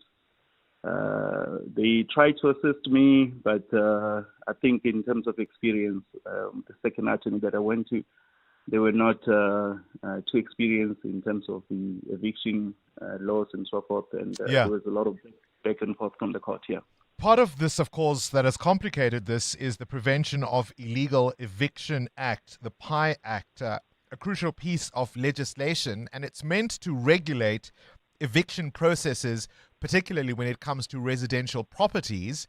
But instead of assisting the victims, would you say that it hurts owners? Absolutely. I feel that from the owner of the property, it is quite a disadvantage because I don't think they care whether you're paying for the property, rates and taxes, the water that the occupant or illegal occupant is using, it all falls on your name because just after the property registration, I had to open an account at the municipality, and the rates and taxes started coming to my name. Whereas the occupant is not paying anything. There's nothing that they pay for, with the exception of the electricity, because it's a prepaid electricity. So yeah, it's quite a disadvantage. Yours is a particularly interesting case because the former owner, the occupant, is a well-known actress who, in fact, has even taken to social media to plead her case, asking for sympathy and assistance from members of the public. How has that complicated the matter? It really complicated the matter. I never wanted to go public or to attract a lot of attention on this matter. I wanted to sort of resolve it with her, but it actually didn't work. And I've seen the posts on social media where she was kind of framing herself as a victim and portraying herself, obviously, as a perpetrator. To which it was absolute lies. It was it's quite a strenuous situation because obviously I didn't want to engage with the public in terms of this because the case is in the court of law. Who has failed you here when it comes to this matter? I mean, have you had any assistance from the city, from the banks, the auction house? Who has failed you? No, not at all. There hasn't been any assistance from any party. The bank on the side, they sold the property, and as you know, when the bank sells the property, they did indicate that they can kind of guarantee that the property will be vacant when you occupy it, and that you might have to go through the eviction process on your own cost. So that I'm aware, and I can't really fault the bank on that. But obviously, one could say probably maybe the banks, when they sell properties, they need to make sure that the property is vacant. But it is a process which I'm aware of, that you will find some people in the houses at some stage. So from the city, they've been summoned to court to indicate if they will be able to offer her alternative accommodation, and they did go to court. I'm not so sure. I wasn't at court when that happened. My lawyer was there, so it looks like they have agreed that they can make other alternatives. All right, we'll speak to the city of Johannesburg to take up your case, because yours is an instructive case for something that could happen to virtually any property owner in South Africa. Tevin Mashila there, as you can hear, a frustrated property owner who is not able to get the previous occupant to vacate the property. This is a person who's gone on social media. We've reached out to her, the actress Gcina Mkhize. She's agreed to speak to us later in the week, but she's taken to social media. She's appealed for assistance. Work ran dry and she couldn't pay the bills, and she now will not vacate the property. And isn't it sad that ultimately when you purchase a property, it's a good faith agreement? You assume the owner, the seller, wants to leave the property, hence they're selling it to you. But when it's on auction because they were unable to pay, be very careful that they leave before you pay. At Isuzu, we know every delivery, every kilometer, and every load is building something bigger. This truck month, set your business up for success with special deals across the Isuzu N and F-Series ranges. Don't get left behind. Speak to your Isuzu truck specialist or call 08600 Isuzu and secure your truck month deal today. Isuzu, with you for the long run. T's and C's apply. For over 30 years, Bid Air Cargo has been keeping South Africa's supply chain moving, giving our economy the dedicated cargo capacity it needs. Whether it's really, really urgent, oversized, or hazardous, when a shipment has to fly, we make it happen. Linking all major airports with reliable freighter services, our promise delivers. Bid Air Cargo. every kilo counts. From pioneering investments in the telecom sector to getting a foot in the door in the early days of private media, the Mine Workers Investment Company has always been on the lookout for new and innovative companies to advance South Africa as a nation, while building financial security for our country's mine workers and their families. As we end a year of looking back on 3 decades of incredible successes, we look forward to the next 3 decades and beyond. Join us as we celebrate 30 years of MIC. EWN Business. Let's catch up with business news now. The gold price surges, Mutewa, and that sees Pan-African Resources pay first dividend for the first time in quite some time, hey? Yeah, for the first time in its 19-year history, Pan-African Resources has paid out dividends to its shareholders. The company has been boosted by the better gold price in the market. The local miner, which saw its value surge to 288% last year on the JSE, releasing a statement on Monday saying its board intends to approve an interim cash dividend of 12 cents per share. Gold production was up 51% at Pan-African Resources to over 128,000 ounces for the 6 months to end December. This allowed the company to reduce net debt by more than 65%. The group first announced in February last year, in fact, that it would consider paying an interim dividend in its 2026 financial year if the price of gold remained bullish. And as we know, it's been quite the big story. The price of gold has maintained that bullishness over the year. The metal spot price are climbing more than 30% in the period under review. Of course, at the back of President Donald Trump's aggressive policy on international trade, there's a lot of cautiousness on the market, and investors are moving away from things like bonds and currencies and trying to restore or reserve their value in things like gold and platinum. And just like we saw during lockdown, people are back to renovating. Yes, there are, but this is a mixed story and quite a funny one for Cashbuild. Cashbuild says revenue grew 3% for the half year, which is good.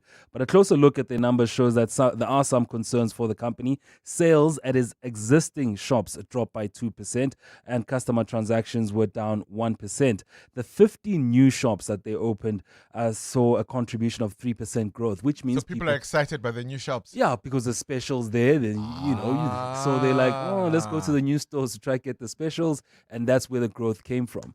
But the old stores are not seeing as much action, which is something they still need to balance out. Cashbuild currently has 322 shops, and they're focusing on expansion, refurbishment, and strategic acquisitions. Yeah. I would assume all Cashbuilds have the same specials.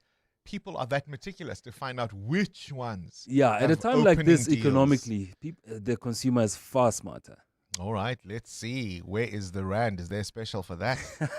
16.02 against the US dollar in the green this morning, 19.02 against the euro, and the 21 rand 90 cents against the British pound.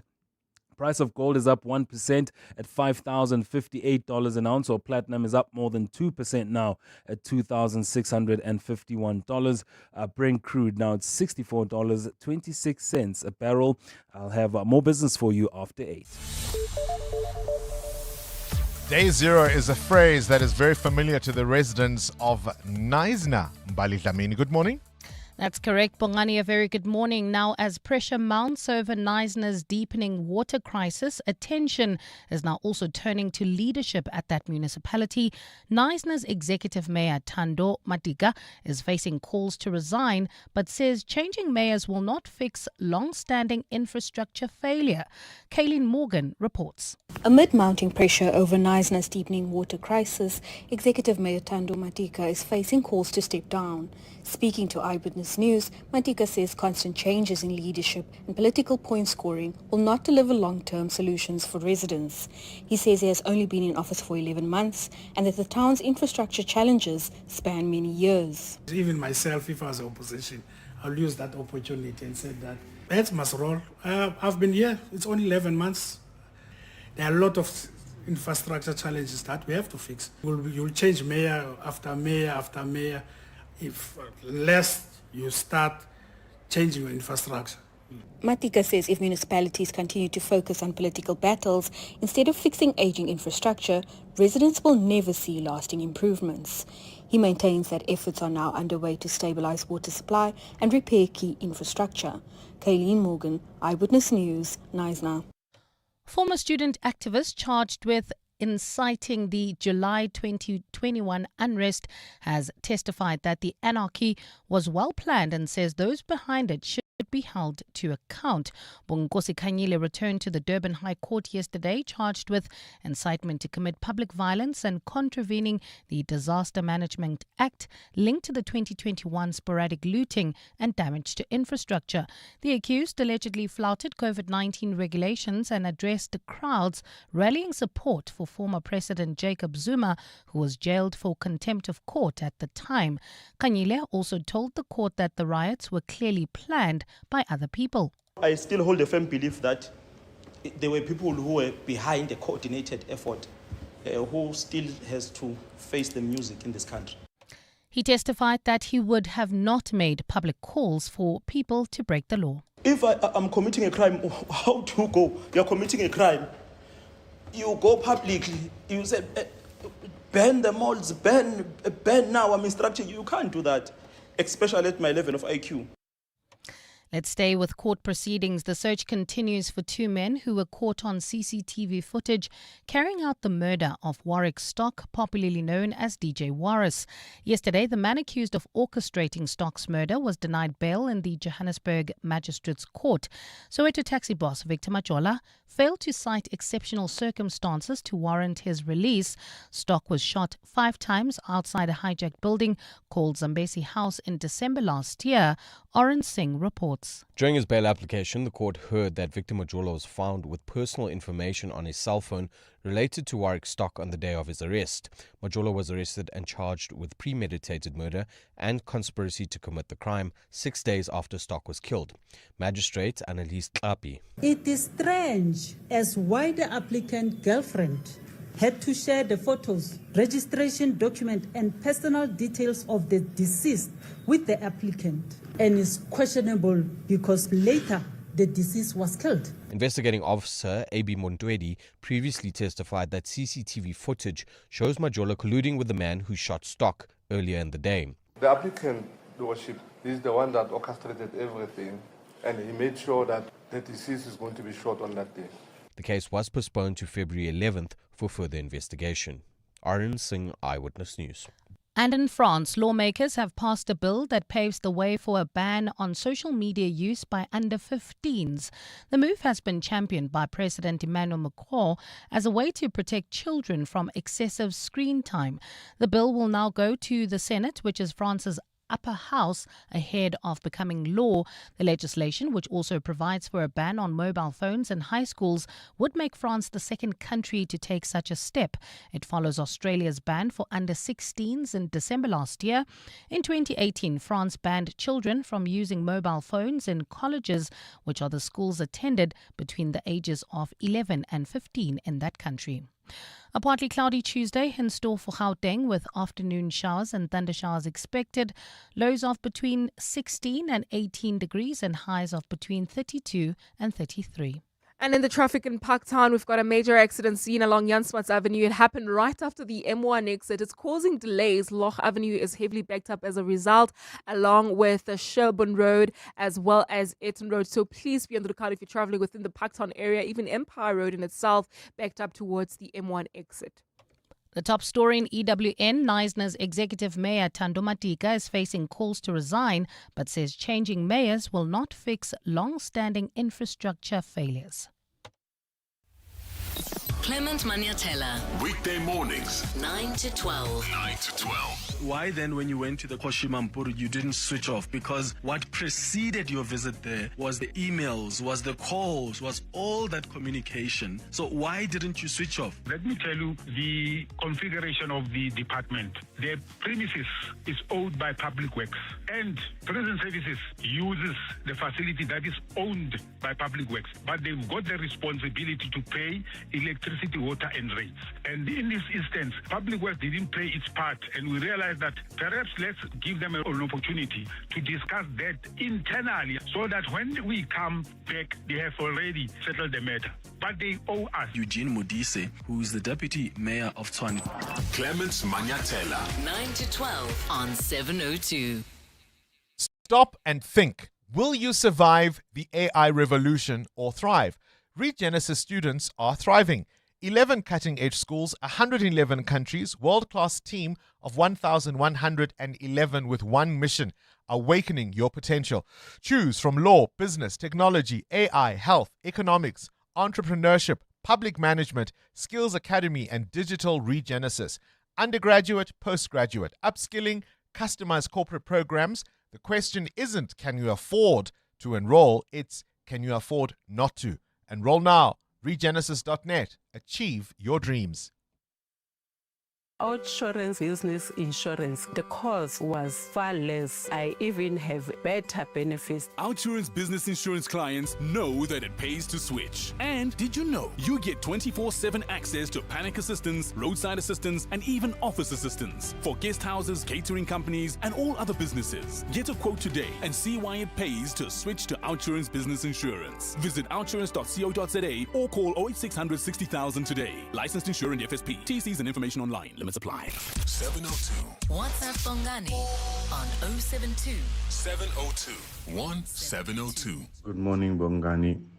Nothing new. We have been battling for 6 years with a tenant who refused to move from the house after renting it. And eventually my wife had to go into liquidation because there was no way she could afford the legal bills or to continue the process. He's now still in the house and she is liquidated. Solly, Pretoria. Hi, Bongani. Can't he hire some guys just to stay there and make the occupant uncomfortable? I mean, he can hire people to remove doors or whatever, just to make sure that these people are out, have throw parties at night or whatever. I mean, can't he make them uncomfortable? Thanks.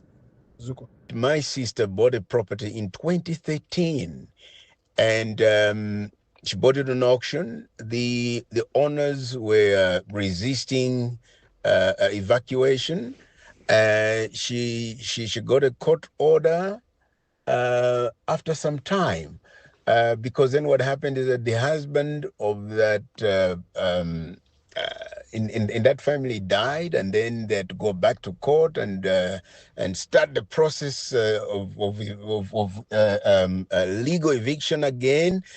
Eventually, she moved into a house, but after how many years, Bongani? After 12 years. Morning, Bongani. On this topic, I had a family member who bought a house, and like the gentleman, the previous owners just refused to move.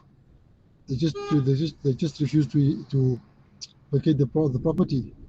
What the family member of mine did, he was very creative. He said, I own the property, you all don't want to move. So he didn't evict them, but he and his family moved into the property with those people. So they were all living on top of each other. And he made their lives difficult. And eventually they were on their own, just decided to leave. So sometimes you have to be creative to get these people out of your property. It shouldn't have to come to that, though.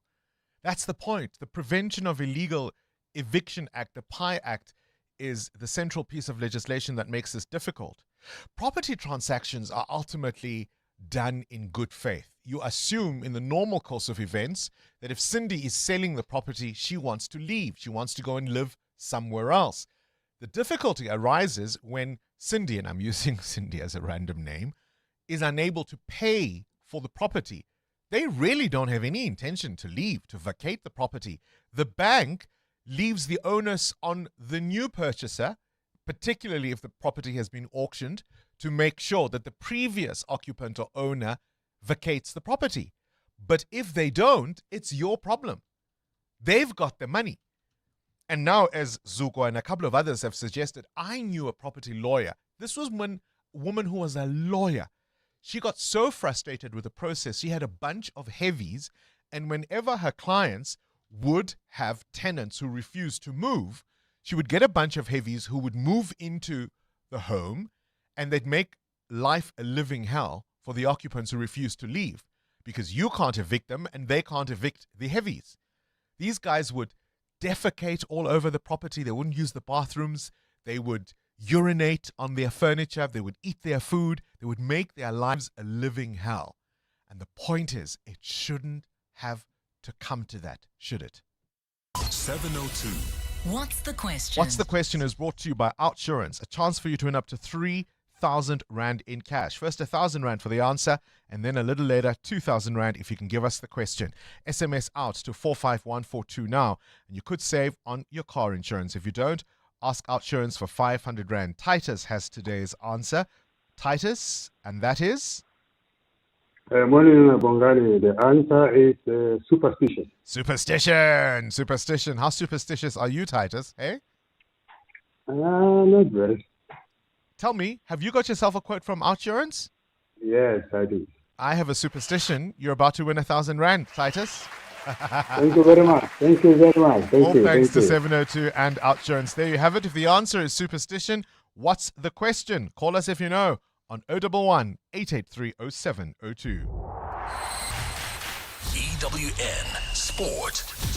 Gosh, one of the things we have to talk about, I think Africa Melane mentioned this earlier, Cindy, the Australian Open is the one Grand Slam where they don't have to close the covers because it's so hot. We forget the heat that these players are playing under, down under. That they don't have to close. Because of the rain. Most of the other Grand Slams. Actually, I saw the other day, the Sinner game, they closed the roof halfway through the game because he wilted. They were absolutely dying. So with the temperature at 40 something plus, I think they've had to close the roof. But in saying that, I heard the commentator saying the other day that it was like in the night there or something, right? They said that even with the aircon on in the stadium, the temperature was still 27, 28 degrees because they just can't cool that huge space down. It is so hot. And I think they have this every single every year. Yeah. Because Australia is a country that is the most like South Africa in terms of weather patterns, where we are, rainy Decembers, hot January, and then you want people to play outside. Sure. Imagine playing a tennis match in 45 degrees, because that's what it got to yesterday there in Melbourne. Gosh. Wild. So the women's number one, Arina Sabalenka, cruising through the heat into the semi-finals of the Oz Open with a 6-3 and 6-love win over Iva Jovic. She's young, great player. Super happy to get this win in straight sets. Happy with the level I played today. Amazing player. Sabalenka will meet Goff or Svitolina. They do battle later on court in the men's quarterfinals. Third seed Zverev leads the 25th seed Tien 2-1. But Tien is 4-3 up in the fourth. The winner will play Alcaraz or de Minaur. Proteas take on the West Indies in a first T20 at 6 o'clock tonight. A crucial three-match series with the T20 World Cup starting next week. Tristan Stubbs, a late call-up replacing the injured Donovan Ferreira. Here's captain Aiden Markram on Stubbs. He's one of the few guys in the team where everyone just wants him to do well the whole time because he's that sort of person, and he grafts really hard. He's the ultimate pro, and when you put all that hard work in and you don't get results, you can get quite down on yourself. And when guys like that then come out of that and play a knock like he does last night, you can only be happy for the guys. Also today, the deciding ODI between England and Sri Lanka starts at 11. Mamelodi Sundowns have a chance to open a 3-point lead over Pirates in the Betway Premiership. Sundowns are taking on Skekone, but Boko Mokoena claims they're not focused on the table. No, we take one game at a time. Of course, we are aware how's the log standings, but we just take it one game at a time. Premier League last night, Everton coming from a goal down to draw with Leeds 1-1. Barry scoring his fourth goal in 5 league games. That cancelled out Justin's opener. Everton winless in 5 home games, while Leeds sit 6 points above the drop zone. And the Winter Olympics starts next week. South Africa is sending a team. Thomas Weir and Lara Marktale in the slalom. Matthew Smith for cross country. Malisha Malherbe in freestyle skiing. And Nicole Berger in the skeleton. Cindy Paluta, Eyewitness News Sport. EWN Traffic. 12 minutes before 8 o'clock. Let's catch up with the roads. Amma, what are you seeing? Well, Bongani, a couple of accident scenes across Joburg this morning. We've got one reported on the M1 North, right near Grayston Drive, causing heavy delays coming out of the Empire Road exit. And speaking of Empire Road, not far from this road, we've got another accident seen on Jansmans Avenue near Loch Avenue is causing heavy delays. Please be on the lookout there. As a result, several roads within this area are heavily backed up due to the scene. And then if you're traveling in the Roodepoort Randfontein area, Wilgebel. There's another accident scene reported. This one is along Christian de Wit Road, right near John Forster Road. It is causing delays, about a 15-minute hold up there. Please be on the lookout and continue driving with Ken. If you come across anything else, we're on X at EWN Traffic. There's more EWN on air, online, and on the EWN app. Corporates That Care promotes and encourages corporate leaders and really all citizens to walk the talk for a better South Africa. Catch Corporates That Care this Wednesday at 10 to 9 featuring Hollywood Bets. The spokesperson, Mpumalanga Lembede, will be in conversation with us, and we do this on Wednesdays to highlight efforts of companies and brands dedicated to building our country. Corporates That Care is a Prime Media Cares initiative with 702 and Prime Media Outdoor. Let's walk the talk and together make a difference. So let me get this straight. You found a tertiary institution. Yep, Emirates. That offers a high-performance education. Yes. And uses real-world case studies in its course material. Uh-huh. Lets you develop your own ideas on how to solve real-world problems. Yeah, well, yes. All so you can make your mark in the working world from day one. Indeed. But you haven't registered yet. Yes. No. Unbelievable. Register at emirates.ac.za. Okay, I'm doing it. Emirates is an educational brand of the Independent Institute of Education. Do you suffer from migraines? Have you been previously diagnosed by a doctor and treated for migraine? Ask your pharmacist about previously prescribed migraine treatments that are now available without prescription. Brought to you by Sandoz.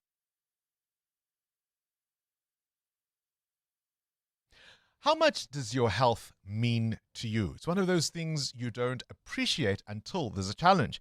And one of the many realities South Africans face is hesitating about their health. Not because we don't care, but how often are we just worried about the cost, hey? And that's why medical insurance powered by Dis-Chem Health is worth considering. Affordable access to private health care with cover starting from just 549 Rand per month. And it's designed for everyday needs. So your GP, medication, dentists, optometrists, and more. And you've got access to a network of private healthcare providers and hospitals.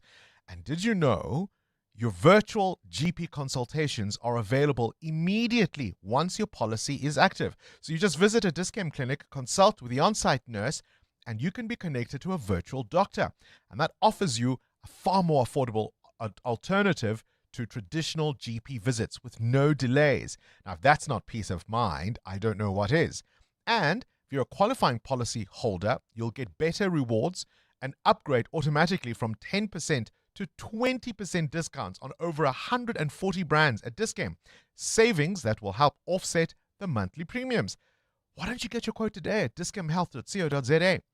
Dis-Chem Health is not a medical scheme or an insurer, but of course it is insured by Centric Insurance and authorized FSP. T's and C's apply. 702. What's the question? For 2,000 Rand in cash, all thanks to Arturance. Please tell me, what's the question? If the answer is superstition. Joe in Bronkhorstspruit has the question. Good morning, Joe. What's the question? Yeah, good morning, Bongani. The question is, what's the name of the Stevie Wonder song that went #1 on this day in 1973? Yes, indeed. Superstition, one of the best and all-time soul R&B classic by the great man himself. Take him to the top of the charts. Superstition, a ginormous hit for Stevie Wonder. Joe, congratulations. 2,000 Rand is coming your way. All thanks to Arturance and 702.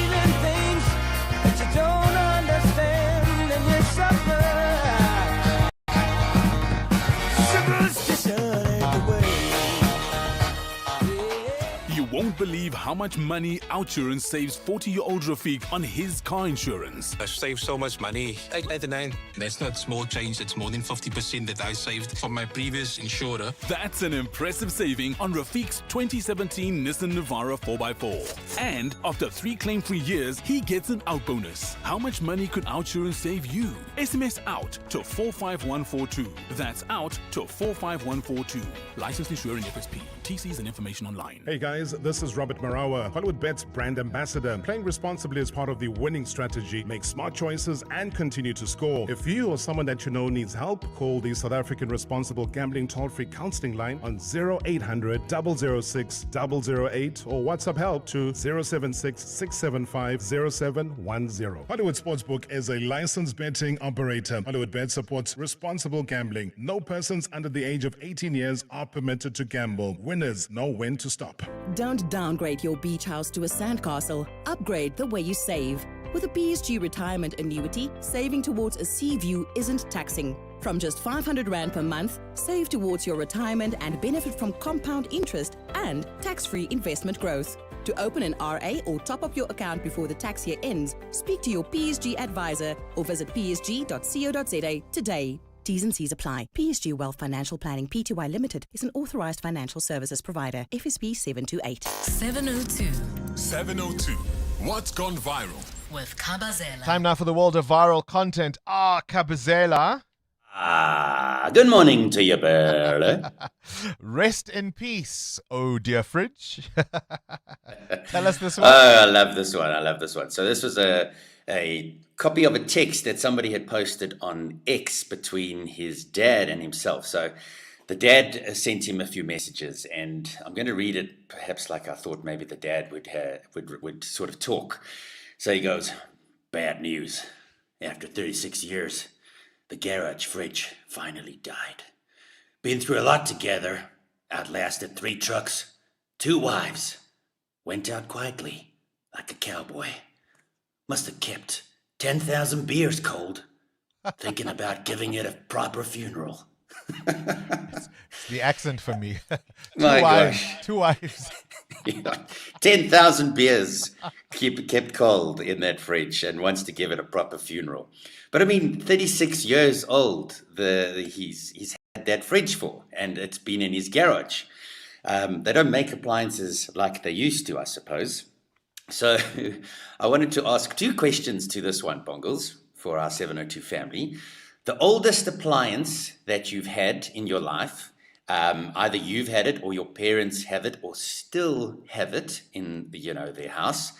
And then people who have fridges in their garages. What is the most commonly kept item in that fridge in your garage? Is it beer? Is it stored meat that you've had from your hunting trips or you buy in bulk? Maybe you have a business that you keep things in that fridge cold. Let's have a bit of fun with that one and ask, what is the most common thing that people keep in their fridge in their garages? And it's usually a freezer, right? It's usually the freezer that stays in the garage or the old fridge that isn't quite as aesthetically pleasing as what you might have in the kitchen. I also want to know, what's the oldest appliance you or someone you know still owns and that still works? So 2 questions. What's in that fridge in the garage? But also, what's the oldest appliance that has survived wives and 10,000 beers and all sorts of ill weather? Kabazela, what's the oldest appliance you own? Well, I suppose it would be, what do I call it? It's like, those, it's a warmer. So it was this thing that my mom and them had in their house for years and years and years. So every Sunday, if there was, like my mom was cooking lunch for the massive family that we had, she would put the stuff in this warmer drawer. So you could open it at the bottom, put stuff at the bottom, close it. You could slide the top open and across, and there would be these little glass Tupperware thingies. Yeah, like little glass things that you could put the cauliflower in and other vegetables and then close it, and it would keep it warm. So I've still got that, and it's in my garage, funnily enough. And then my dad had a fridge in the garage, and he used to keep his beers there. And, every now and then he would probably pop out and go and have a beer on the sly during the week. Maybe hiding it from my mom. So, yeah, he just kept beers in. Don't you try that. Don't you try that, Kabazela. All right, that's what's gone viral with Kabazela. 702. 702. Feedback. With Siamtanda Matiso. Semtana Matiso. Morning, Wongs. Are there any appliances in your family home as old as you are? Yes. There is actually. It's a wall unit that's in our living room. Yeah. My late brother picked it for my mom, and my mom refuses to take it out. Yeah. It's a nice one, but the TV won't even fit. The new TV room won't fit. divider. I'm like, Mommy, it's time now to let it go. And she's like, no, it's so beautiful. And when you polish it, people still say it looks nice. Now, we were talking about this before the show. What did your neighbors do with your old fridge? My word. So I went home during December, and there was something missing in the kitchen, and I was like, Mom, what happened? And she was like, I gave the old fridge away to my next door neighbor. And then I was like, oh, that's cute, she's probably gonna fix it. No, my next door neighbor turned the fridge into like a wardrobe. So the fridge wasn't working anyway. It wasn't working anyway. And they're using it as a wardrobe. As a wardrobe. And it looks nice. It's a tidy wardrobe. Where is this wardrobe sitting? In the kitchen? In the bedroom. Oh, no. I can't. I give up. All right. What other feedback do you have? Many listeners weighing in on your question. Has someone exited your life for whatever reason and you felt relieved? Many people had so many things to get out of their chest. Listen, some listeners spoke about friendships that ended for something small as a social media like. Mothers, baby moms and fathers of their kids, where they realized this relationship, actually, we were not good. We could better as friends. Some, they had a wedding that was supposed to happen 2 days. The lady ran away with the boyfriend, and they realized, actually, good riddance that I have let go of you and this life that you were about to It comes, of course, as Samila Patoy exits the NPA as the National Director of Public Prosecutions. What will you remember her legacy for? The Transnet cases that are still in the courts, the Gupta extradition failures, inquiry, the Nkabinde inquiry, this whole debacle into Andrew Chauke and her walkout? Or will you remember her for stabilizing the NPA? Will you remember her for the Hansi Cronje matter? Will you remember her for her work internationally? Or is it just one of those, you're relieved there's a new pair of hands guiding the NPA? This is EWN. Parliament to hear from public groups on alleged police corruption and witnesses reluctant to cooperate with the Nkabinde inquiry.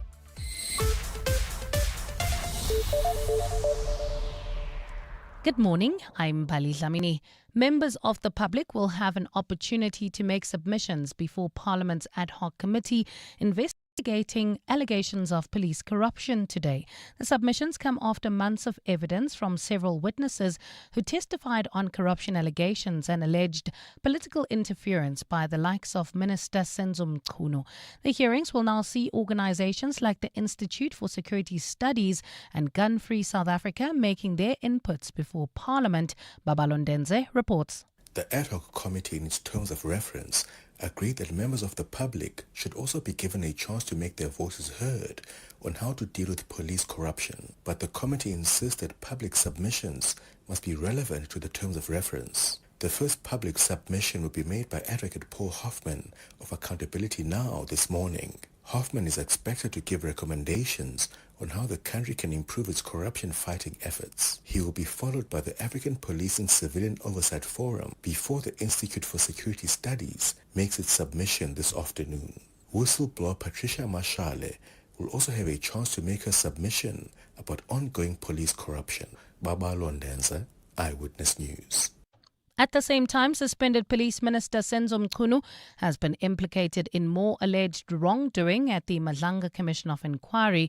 A police intelligence operative has accused Mchunu of attempting to coerce him to lie before the commission and also trying to use him to discredit the political killings task team. The operative, referred to as Witness E, is currently under witness protection and testified partially in camera yesterday. The Mpumalanga Commission was established last year to look into alleged political and criminal infiltration into the country's law enforcement agencies. Tabiso Koba reports. Witness E says he played a major role in taking down the killers of former ANC Youth League Secretary General Sindiso Magaqa. Witness E says in his many conversations with Senzo Mchunu, he was repeatedly asked by the police minister whether the former head of the political killings task team, Dumsani Khumalo, was involved in Magaqa's killing. Witness E says he told the minister he was not. Witness E says Mchunu called him, trying to coerce him to testify favorably about him at the Madlanga Commission. The minister started pressurizing me regarding the PKTT. He asked me if I knew of any victims of the PKTT or if I have any documents or reports that are damaging to the PKTT, and if I have them, I should send them to Kamogelo Mokotsi. I informed him that I do not know of any victims of the PKTT because I have never worked with them. Witness E's testimony continues today. Tabiso Koba, Eyewitness News. To another commission now, the Nkabinde inquiry has heard that some witnesses who are meant to testify against Johannesburg prosecution's boss Andrew Chauke have now become reluctant. The inquiry, which is investigating Chauke's fitness to hold office, resumed yesterday but made no progress. This is because the main complainant, outgoing NPA boss Advocate Shamila Batoyi, refused to testify before she receives legal advice. Batoyi has accused Chauke of making politically motivated prosecutorial decisions. Khomotso Modise has more. While the Nkabinde inquiry is lagging behind schedule and will have to approach President Cyril Ramaphosa for an extension, parts of the case against Johannesburg prosecution's boss Andrew Chauke seem to be collapsing. First, the main complainant, outgoing head of the NPA, Advocate Shamila Batoyi, refused to resume her testimony yesterday after she abandoned it in December, saying she needs legal advice. Now the inquiry has heard that evidence leaders have been experiencing poor cooperation from some witnesses who are meant to testify on the matter involving former KZN Hawks head Johan Boysen and the Cato Manor unit.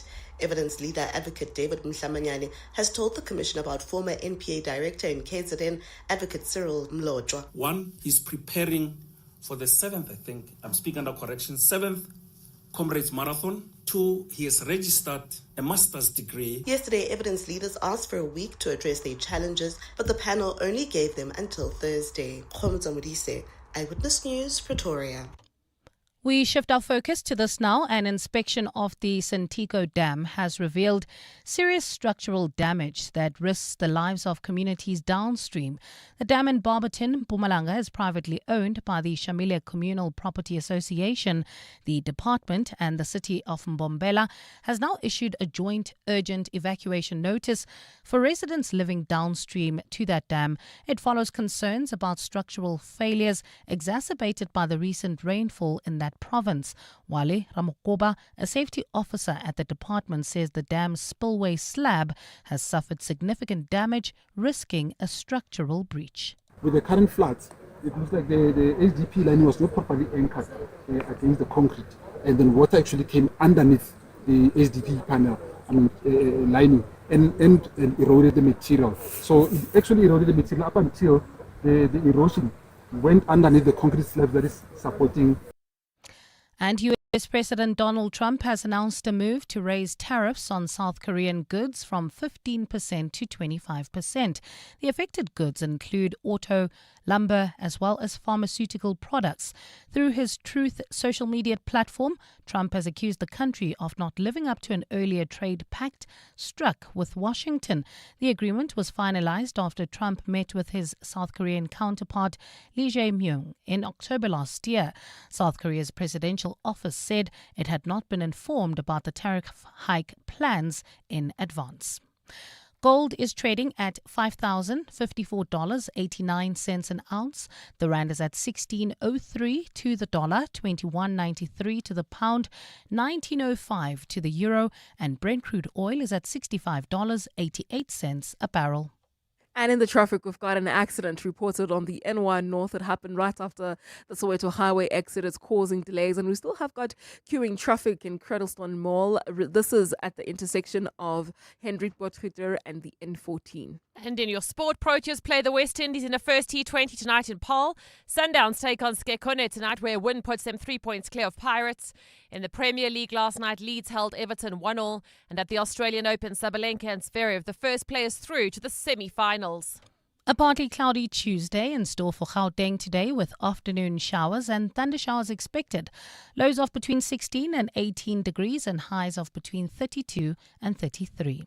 The top story in EWN this hour, members of the public will have an opportunity to make submissions before Parliament's ad hoc committee, which is investigating allegations of police corruption.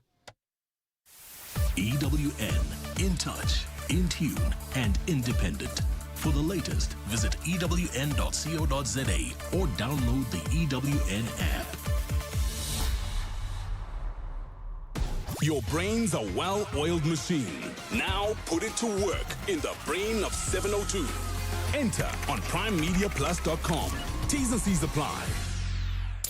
This is Breakfast with Bongani Bingwa on 702.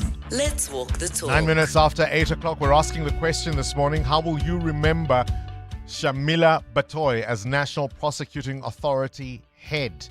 Will you remember her for the bungles of the NPA under her leadership, or were the bright sparks, perhaps the building of the institution that was gutted during the state capture years? Or will you focus on the TRC cases, which in fairness to her, she inherited? They weren't prosecuted by her predecessors either. Will you look at the Zondo Commission and say, hang on, where are the orange overalls for those implicated there? Will you look at the Transnet matter that hasn't been finalized, the Ace Mahashule matter that hasn't been finalized, the Guptas that were never brought back?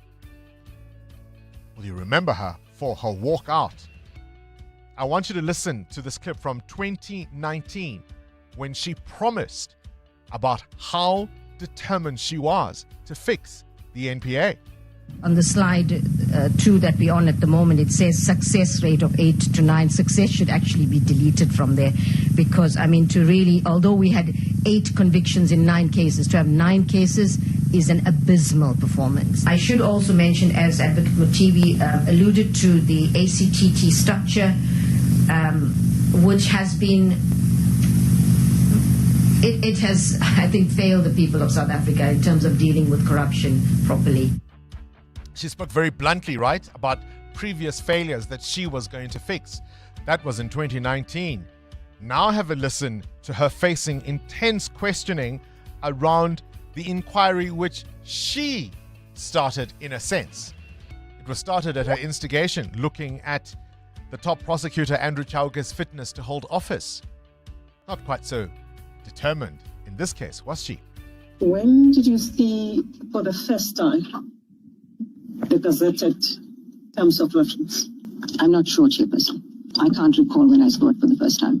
Should I assume that by 1 October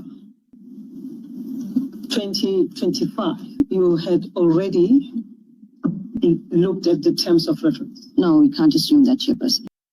So she essentially wrote to the president complaining about this prosecutor. The president then institutes an inquiry.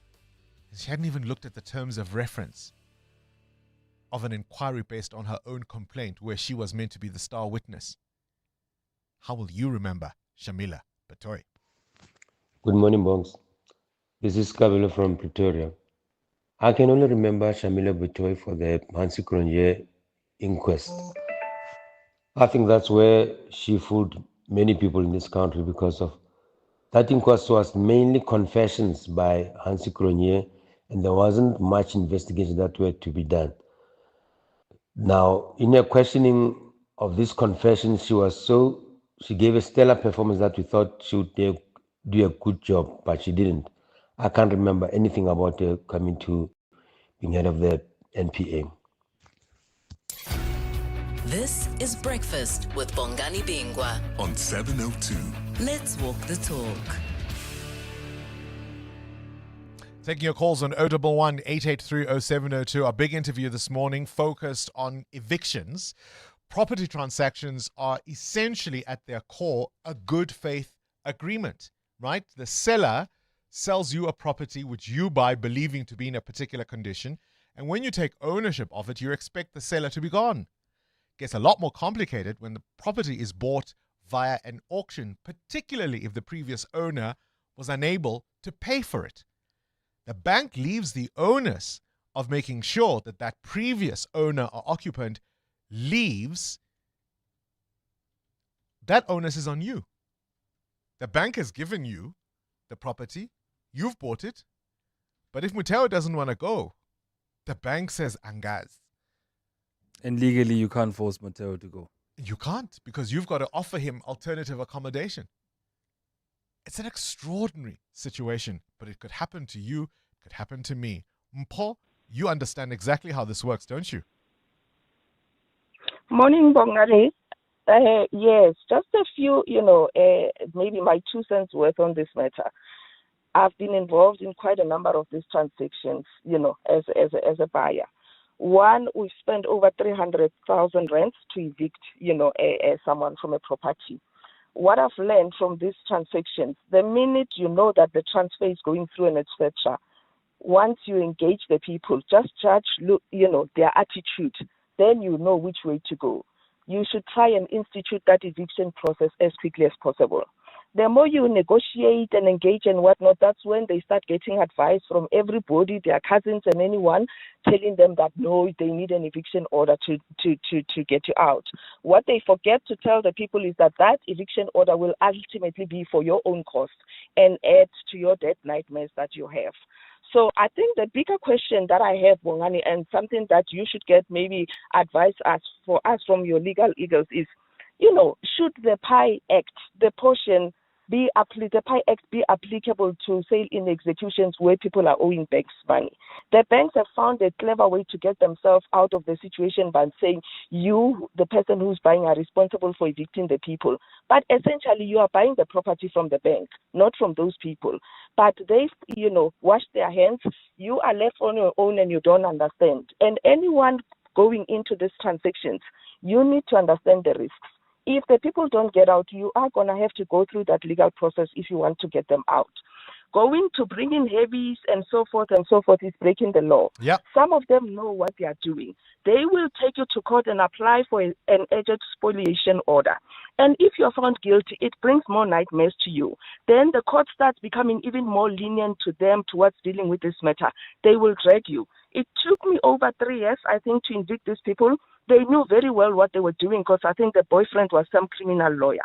Dragged everything and anything to the point that in South Africa, you've got to be so paranoid. The day I knew that the judge was going to rule in my favor finally, I didn't go to court because I don't want to be a victim at the court's door entrance and so forth because people get desperate. So you need to be so calculative with these things and understand the risks.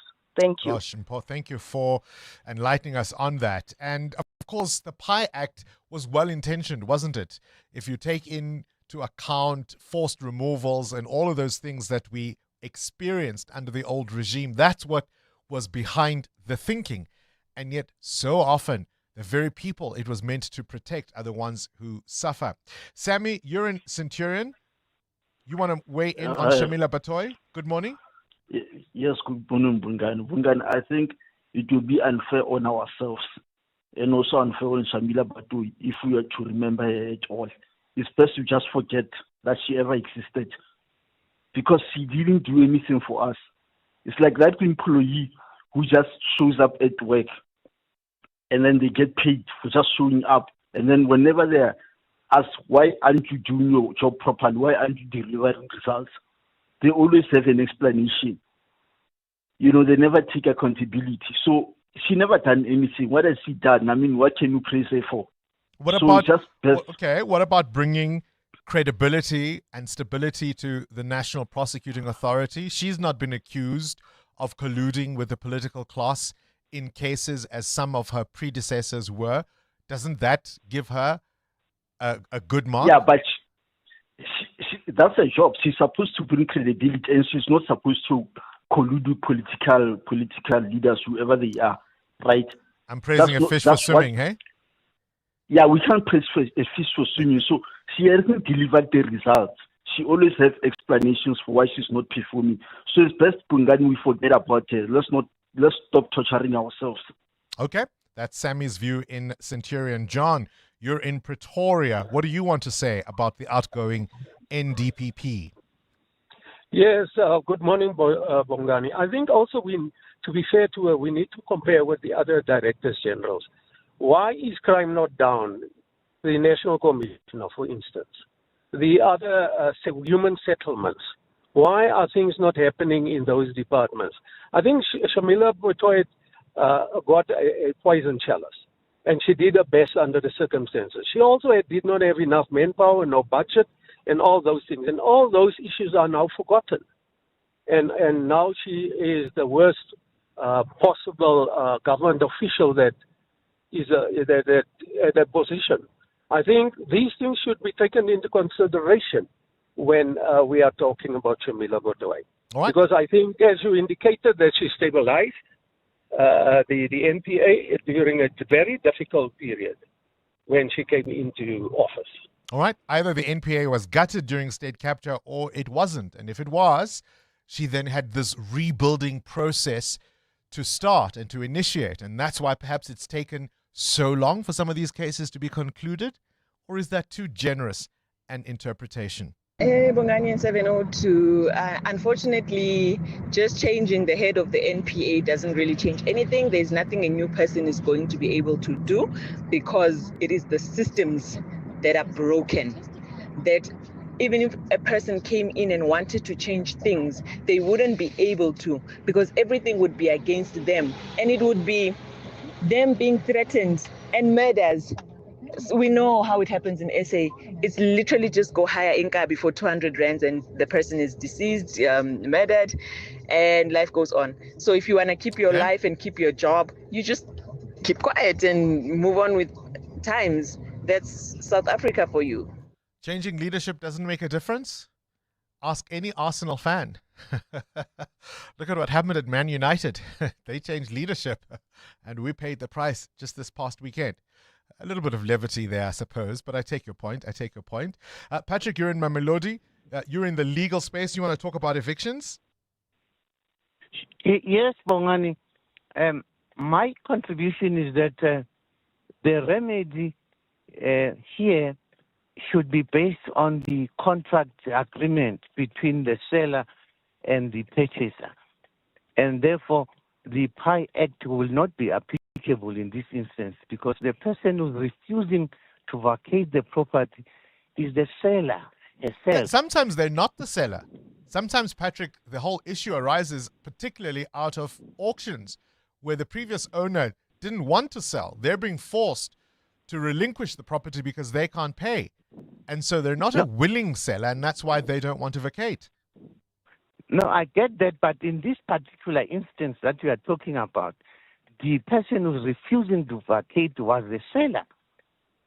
Oh, it was an auction. It wasn't a direct sale.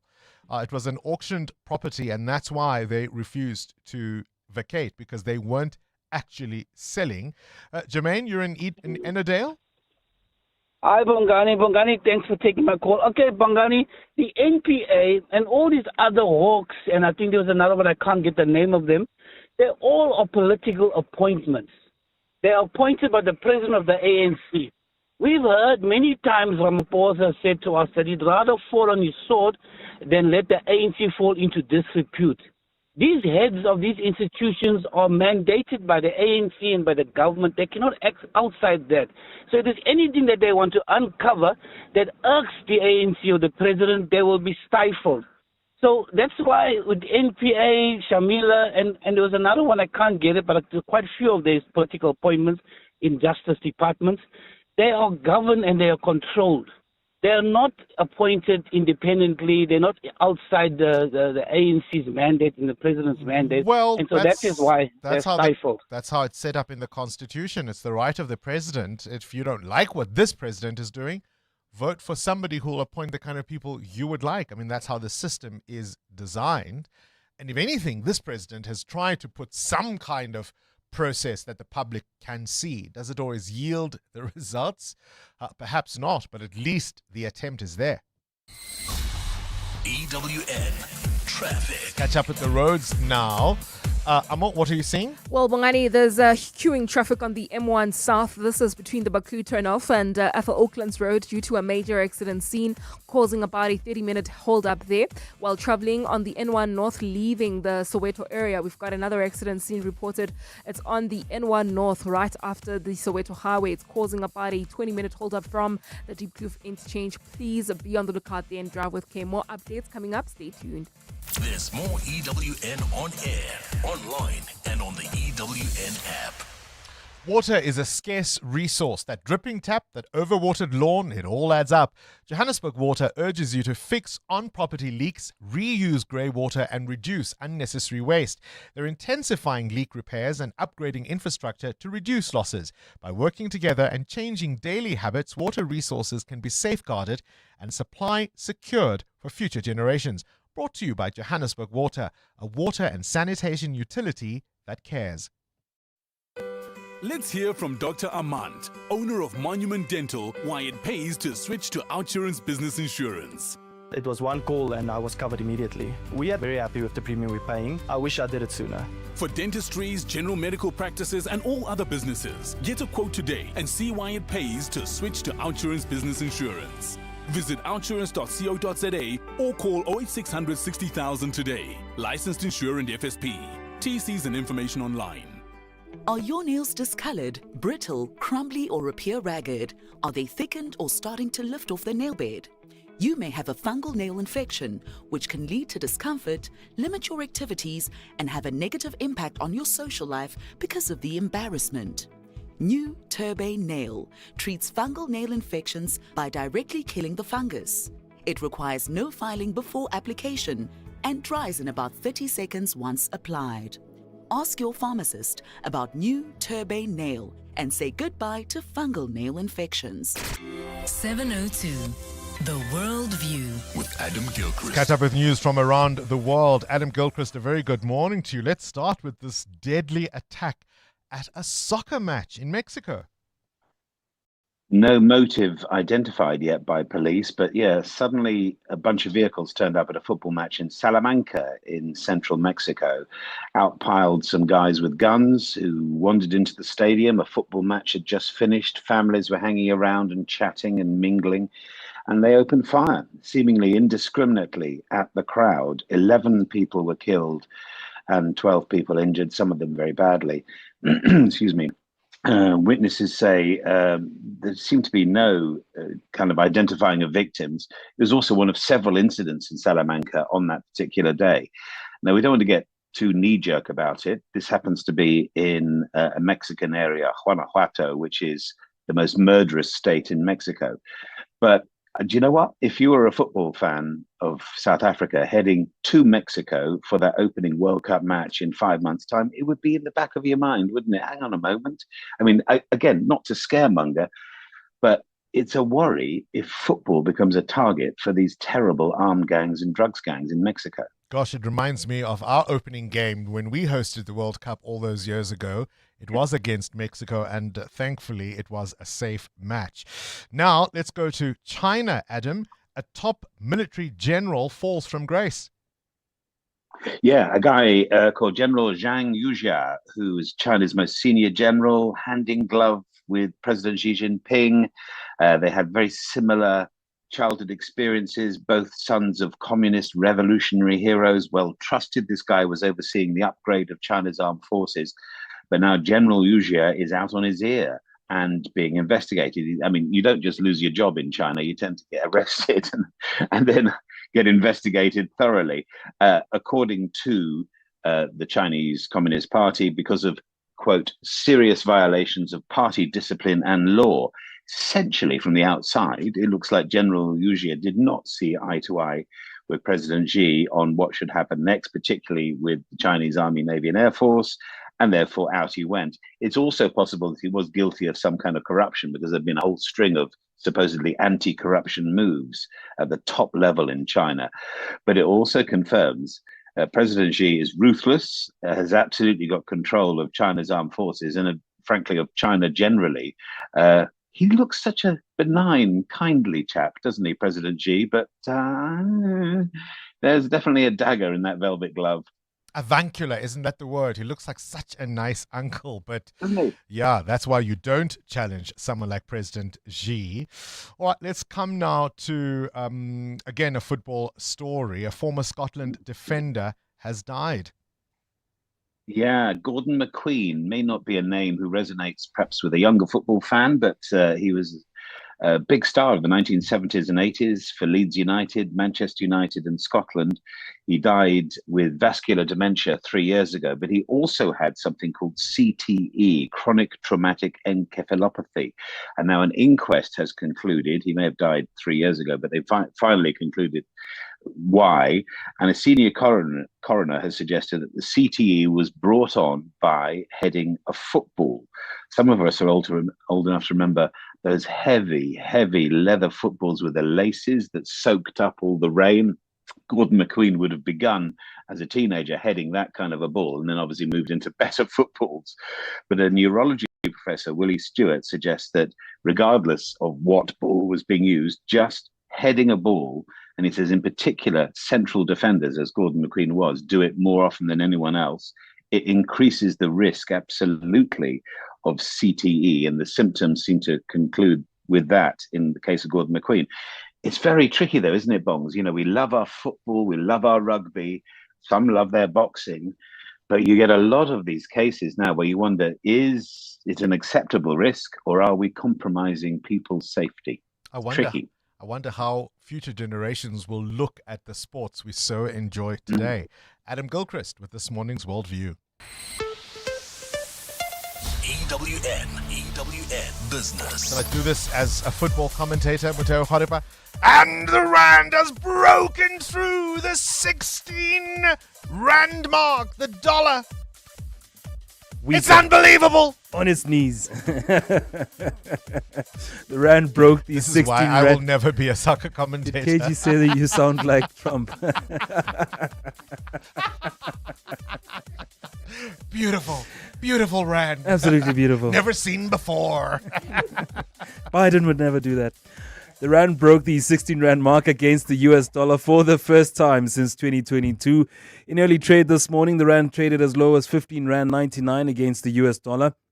The rand strength is driven by caution on the market, which has resulted in a weaker US dollar, a surge in commodity prices, and improving investor sentiment. The global gold price has spiked to an all-time high, above $5,100 an ounce yesterday, as central banks and investors sought refuge for geopolitical risks and market volatility.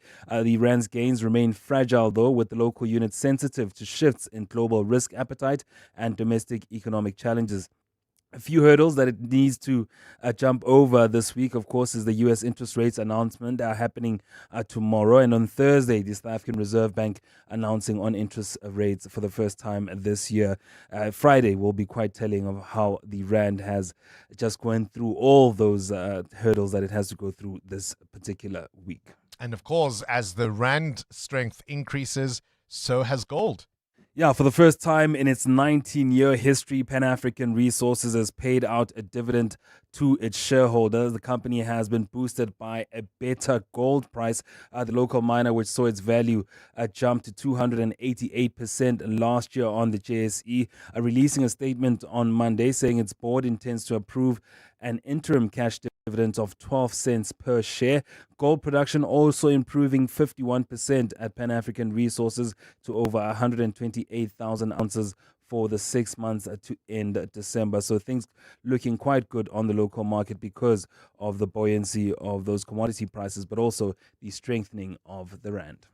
And let's talk about the indicators. Yeah, the rand 16.01 against the US dollar at this hour, 19.02 against the euro, and you'll need 21 rand 90 cents to get a British pound. Price of gold up 1.5% at $5,085 an ounce, while platinum is up 3.5% now at $2,681, while Brent crude is at $64.54 a barrel. Stephen Grotes with more analysis later this afternoon. The impact of the recent heavy rains still with us in Limpopo. Good morning again, Mbali Dlamini. That's correct, Bongani. A very good morning. Residents in Limpopo are now being urged to stay away from swollen rivers as well as dams as the death toll from the flooding rises to 25. The province's Cooperative Governance Department says 3 people remain missing in that province. Limpopo Cocta MEC Basikopo Makamu has extended condolences to the bereaved families. MEC spokesperson Amos Pajo. The Department of Cooperative Governance, Human Settlements and Traditional Affairs in Limpopo is deeply saddened by the increasing number of fatalities linked to inclement weather that the province has been experiencing since December 2025. The search and rescue teams are still on the ground, conducting operations in various parts of the province where missing people have been reported. Let's stay with flood-related matters. People in flood-stricken Mozambique are now being warned to look out for crocodiles in some of the areas affected by weeks of heavy rain. More than 100 people have died from flooding in Mozambique, South Africa and Zimbabwe recently. The National Disaster Management Agency in Mozambique says 3 people have been killed by crocodiles after rivers and other waterways overflowed. The United Nations says severe flooding in Mozambique has triggered a rapidly escalating emergency that is already affecting more than 500,000 people. Back here at home, the DA in KZN has called a meeting with all parties represented in the provincial government of unity as it attempts to mend broken relations. The status of the GPU came under threat following the National Freedom Party's announcement that it's leaving the arrangement, pointing to dissatisfaction. But the DA says such issues must be addressed. Nhlanhla Mabaso reports. The DA in KwaZulu-Natal is pushing for the survival of the coalition-led government with the IFP, ANC and NFP saying its stability must prevail. The DA holds 2 positions in the Executive Council, including Finance and Public Works and Infrastructure. Last Saturday, the party had a 2-hour-long meeting with NFP leaders about the GPU and issues affecting it. DA KZN chairperson Dean McPherson. The DA has been very clear that we think the GPU represents the best vehicle to deliver growth and jobs for the people of KwaZulu-Natal. He says all 4 parties will meet in Durban next weekend to map a way forward. Nhlanhla Mabaso, Eyewitness News, Durban. And in the courts, the case against a teenager accused of being involved in a deadly mass shooting in Philippi East has been postponed to next week. 19-year-old Begi Mangliwa appeared in court yesterday in connection with the murder of 9 people at a tavern in Marikana informal settlement more than a week ago. He was arrested in Zwelithemba on Friday. Ntutuzelonene has more. The state believes Begi Mangliwa is one of the 3 gunmen who stormed a popular night spot in Marikana informal settlement on January 17. 9 people were killed in what police say was an extortion hit. A woman who owns the tavern was also targeted in the attack. The court heard that the teenager has confessed and several witnesses can positively link him to the crime. The case has been postponed for a full bail profile and further investigation. Prosecutors say they will oppose his bail application. Ndotuzelo Nene, Eyewitness News. A partly cloudy Tuesday in store for Gauteng today with afternoon showers and thunder showers expected. Lows of between 16 and 18 degrees and highs of between 32 and 33. And in the traffic, of got delays on the N1 north towards Ruariport. This is due to an accident reported right after the Soweto Highway off-ramp. It's causing about a 20-minute hold-up there. There's also bumper-to-bumper traffic on the Mike 1 south between the Baklu interchange and Ethel Aucklands Road due to an earlier accident. The top story in EWN, residents in Limpopo are being urged to stay away from swollen rivers as well as dams as the death toll from the flooding rises to 25. When choosing a medical aid, pay close attention to the benefits. Like the benefit of skipping phone calls and pharmacy queues with the convenience of the Discovery Health app. The benefit of one app that makes finding the right doctor, booking an appointment, submitting a script, having medicine delivered, and your claim paid simply effortless. Just another benefit that makes Discovery Health Medical Scheme for your health like no other. Speak to your financial advisor or visit discovery.co.za to get a quote. Discovery Health Medical Scheme is a registered medical scheme. The Discovery Health app is brought to members by Discovery Health. Get your brain in the game because the brain of 702 is back with your chance to flex your general knowledge smarts. There's 3,000 Rand up for grabs every day, and the brain of the week wins 10,000 Rand plus a spot in the finals to compete for the grand prize, 30,000 Rand in cash. Enter on primemediaplus.com now, then catch 702 Breakfast with me, Bongani Bingwa, and of course Drive with John Pullman for your chance to be the brain of 702. T's, C's, and more on primemediaplus.com. When tax issues get complex, you need more than general advice. You need specialist insight. AJM turns intricate tax challenges into clear strategic solutions. From disputes and litigation to long-term planning, our expertise protects what matters to you and your business. With teams in Cape Town, Johannesburg, and Namibia, we deliver the rigorous analysis high-stakes decisions demand. AJM. Complex tax matters simply resolved. 702. WhatsApp Bongani on 072 702 1702. Hi, Bongos. It's MC here. I still have this cassette player.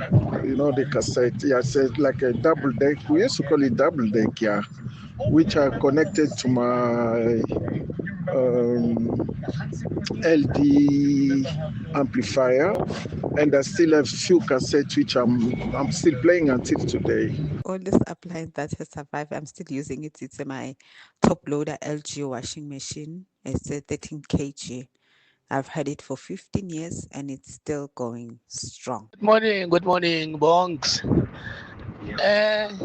The oldest is a fridge, Baba.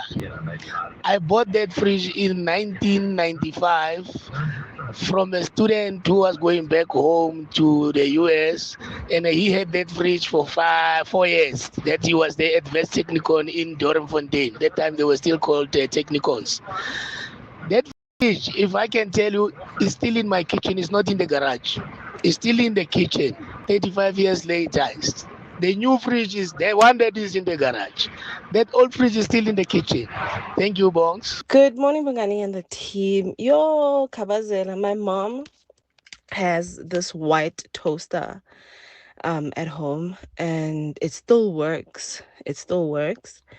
But that toaster has, like, the wiring has been wrapped around with black tape here and there. And even though we have a new aesthetically pleasing toaster, she doesn't use that one. She believes in that toaster with her life. My parents have a Speed Queen washing machine. It's in white, so you know it's old if the appliance is white.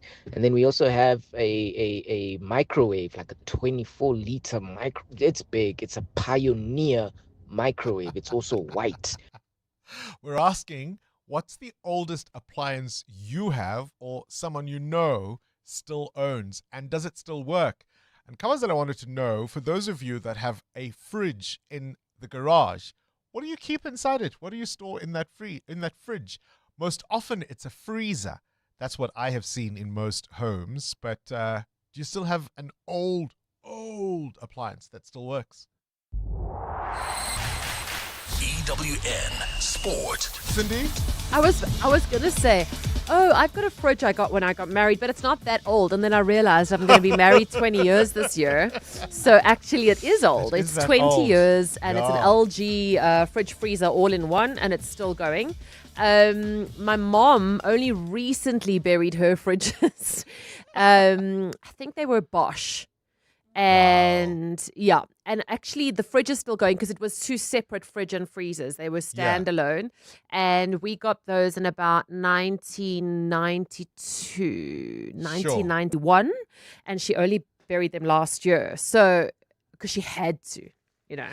I mean, it's actually quite interesting how the older appliances were almost designed to last for a lifetime, whereas the stuff we get today, you're surprised if it still works 10 years later. No. Okay, so the other day I went to her house. My mom doesn't like to really part with stuff. Let's say that That's the politely, reason. right? That's the reason. And I found this waffle machine in the cupboard, and I Yeah. said to her, I'm going to take it home. This is amazing. It still had the old orange and white Dion price tag on it. No. It was like 69 Rand or whatever back in the day, so it must be like 4,000 Rand now. And I plugged it in, and I was like, oh, this is going to be so exciting for the girls. I'm going to try it. And I plugged it in and went, "Gwah." And I just went, not going to tell my husband. I unplugged it. I put it in a box and I gave it to the guy who comes around to say, have you got anything to fix? And the plug point still works, thank goodness, because I wasn't going to tell him that the waffle machine from the 80s is the reason we need an Well, you electrician. might find it's just a little wiring issue. The But machine might anyway, still work. Yeah, I've got a ton of appliances that still work, but I would have to say your fridge and freezer is such a good Combo. Yeah, like such a good testament of what can actually withstand the test of time. Because you could say, oh, the popcorn machine, but that's not being used every day, all day. But I think that chest freezer in the garage is a thing of the past because of load shedding. I think a lot of people unplugged gave up it because stuff was too much going off electricity. 3-4 days. No, not too much electricity, but your stuff was going off. So there's no point in storing stuff in the freezer Right. for months at a time. That makes sense. All right, let's talk sports. Yeah, let's get to my job.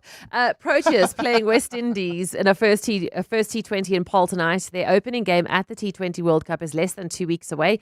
Aidan Markram knows it's a tough period ahead as a captain. You do have to understand where we're at currently and what's to come, and try to get guys in a series like this where hopefully in the World Cup they find themselves playing similar roles, entering the game at the most accurate times, but also managing the boys. They've had a busy SA20. It's quite a tough schedule, the SA20, and understanding if guys need a rest and put the feet up. And so it'll be a very individual thing, but definitely try to get guys into the exact roles we hopefully foresee them doing in the World Cup. At 11 this morning, the deciding ODI between England and Sri Lanka. Mamelodi Sundowns have a chance to open a 3-point lead over Pirates in the Betway Premiership tonight. They're playing Skekoni at 7:30. Tebogo Mokoena knows it'll be tough. We're looking forward to the game. We know it's a very important game for the team, and both teams are motivated, I think. And also, I think Sukuri, they played well against Pirates. They're a good side.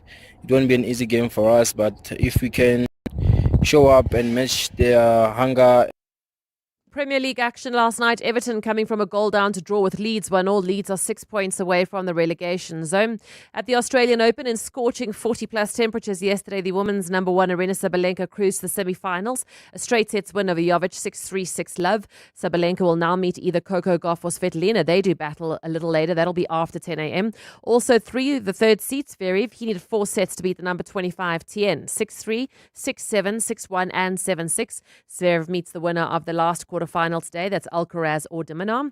And the Winter Olympics starts next week. South Africans, yes, we do have athletes in the Winter Olympics. We're sending a team, handful of them. That's how we can announce the team on radio, not like the Summer Olympics would be here all day. Too many But names. it's Thomas Weir, Lara Maktala in the slalom, Matthew Smith for cross country, Malika Malherbe in the freestyle skiing, and Nicole Berger in the skeleton. Remember that bobsleigh movie? Yeah, Jamaica. From Jamaica. They've actually qualified again. Cool Runnings, it was called. Yes. Jamaica qualified with the bobsled team again for this winter. Is it this one or the one in 4 years? But they've got the Jamaican bobsled team. So maybe that movie will do we'll also do a movie. We'll do a welcome, yeah. Cindy Palooza, Eyewitness News Sport. To live wealthier, you need to be able to grow your assets. At Standard Bank Private, you get a team of internationally acclaimed financial experts to advise you on local and global investment strategies. Plus, being with a leader in home loans, you can start expanding your property portfolio. So, come live wealthier with Africa's best private bank. Apply online at standardbank.co.za. Standard Bank is an authorized FSP and registered credit provider. T's and C's apply. Oh gosh, MasterChef South Africa is now serving on ETV. The kitchen is fresh, the flavors are sizzling, and the chefs are ready to cook up a proper Mzansi storm. So to prep for season 6, dropping soon on ETV, catch MasterChef South Africa, the celebrity edition, a tasty palate cleanser to reset your palate and your appetite. So whether you're a foodie, a flavor chaser, or if you just love good TV that feels like home, pull up a chair because MasterChef SA is cooking on ETV. And of course, I got a chance to be on the MasterChef set towards the end of last year. That episode coming up in this new season. You'll see me in an apron once more. Your office is more than just a place to work. It's a reflection of your success. At Desk and Chair, we help you elevate your workspace with locally manufactured desks and a wide range of chairs to suit your style and budget. Our expert consultants are with you every step of the way, from planning to delivery and assembly. Visit our showroom in Midrand or shop online at deskandchair.co.za. Desk and Chair. Think, feel, work better. EWN Traffic. 12 to 9, let's catch up with the roads. It's been a busy morning, Amo. It has been indeed, Bongani. If you are traveling towards Roodepoort via the N1 North, do expect delays between the Diepkloof interchange and Albertina Sisulu Road. This is due to an accident causing about a 30-minute hold-up there. There's also bumper-to-bumper traffic on the M1 South between the Baklu interchange and Athol Oaklands Road due to an earlier accident. The one that happened in Parktown along Young Smiths Avenue has been cleared, but there's still some delays coming out of the M1. Then if you're traveling in the city of Tshwane, queuing traffic on the N1 North between the Flying Saucer turnoff and Rigel Avenue due to an accident scene. More updates at the top of the hour. Stay tuned. There's more EWN on air, online, and on the EWN app. Naked people run faster because naked people spend less time on insurance admin and more time working on their personal bests. Go to naked.insure now, get a car insurance quote in 90 seconds, and get naked. Naked Financial Technology is an authorized FSP. Is your skin itchy, flaky, red, or discolored? You may have a fungal skin infection. Turbane treats a variety of fungal skin infections, like skin thrush, a red and itchy rash with small pimples, usually in damp skin areas. Ringworm, a ring-shaped, sometimes itchy rash. Athlete's foot, itchy, red, discolored, or peeling skin on your feet or toes. And jock itch. Turbane kills skin fungus, and you only need to use the cream once or twice daily for 1 week compared to other 4-week treatments. Ask your pharmacist about Turbane cream and say goodbye to fungal skin infections. At Dis-Chem, get ready to start the year strong with bigger savings and better rewards. Swipe your Better Rewards card to save a massive 165 Rand on Pampers Premium Care Nappies. Now just 424 Rand 79. And get a massive 30% off Johnson's Baby Wipes. Look out for the Better Rewards icon to get an extra 10% off on Better Rewards brands. Offers valid from Tuesday 13 January to Sunday 15 February. Only at Dis-Chem. Better health starts here. Coming up on the Clement Manyatela Show on 702. Between 9 and 12, of course, is the Clement Manyatela Show. Goeiemorgen. Goeiemorgen, meneer. What's on the show today? Coming up on the show, on the open line, we're going to reflect on witness E's testimony and what that tells us, right, about I think it's desperation now of Senzo Mkhunu. There was one moment where the evidence leaders and the commissioners they couldn't help but giggle at some of what witness E was saying. He had recordings, everything. Yeah. So, I mean, already last year we knew that the suspended police minister or the minister of special leave has already sunk into this dark hole, but this is sending him further into that hole. We'll also reflect on the Nkabinde inquiry because the NPA head, Shamila Batoyi, the outgoing NPA head, didn't want to testify without legal advice. What does that mean? Now they're struggling to get other people to come. I mean, wouldn't you be worried seeing what they've done to Shamila Batoyi? Well, also, I mean, I wonder if the Justice Minister is going to have to rethink her decision not to fund the legal team for Batoyi, because then they'll be forced to use the NPA or NPA lawyers, and that gets all murky. And you can tell she doesn't get along really with the NPA lawyer, because why would you want to seek other legal advice when there's already a lawyer dedicated to you? So something is fishy there. And then we'll also talk about, Kanye West apology. He's apologized again. I've got a soft spot for him, but I made a decision to distance myself from him because when he apologized for the first time, this is probably his fourth apology. I want to ask listeners if they've had instances where they've had to go back to someone because they just admire them so much, or they just cut the umbilical cord. At 10 o'clock, we speak to Thabiso Zulu, who is the friend of the late Cindy Somakaka, following from, of course, that testimony of witness E.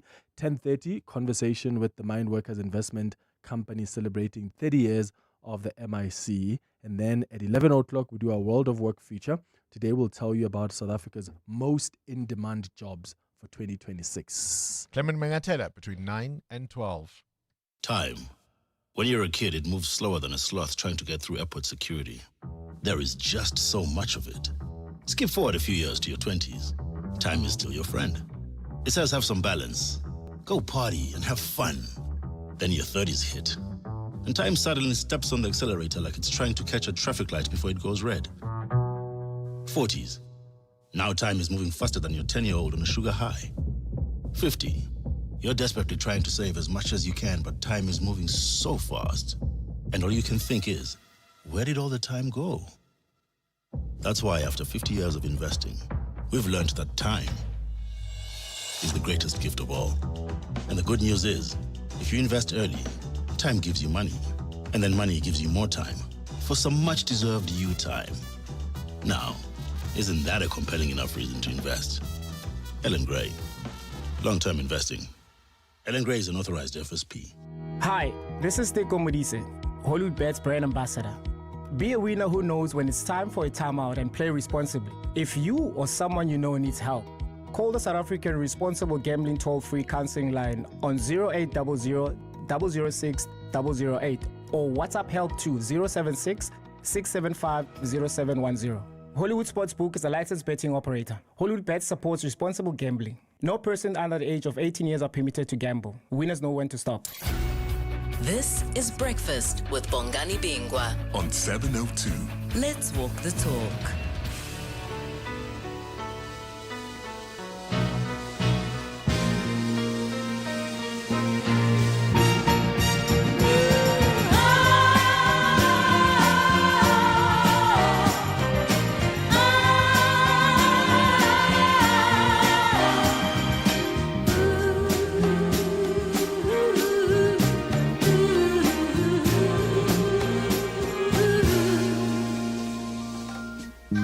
If you need me, call me.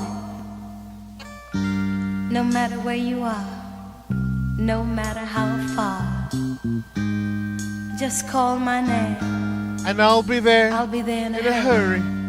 On that you can On depend. that you can depend And never worry. Oh man. The most successful group to ever come out of Motor City, Detroit, Motown.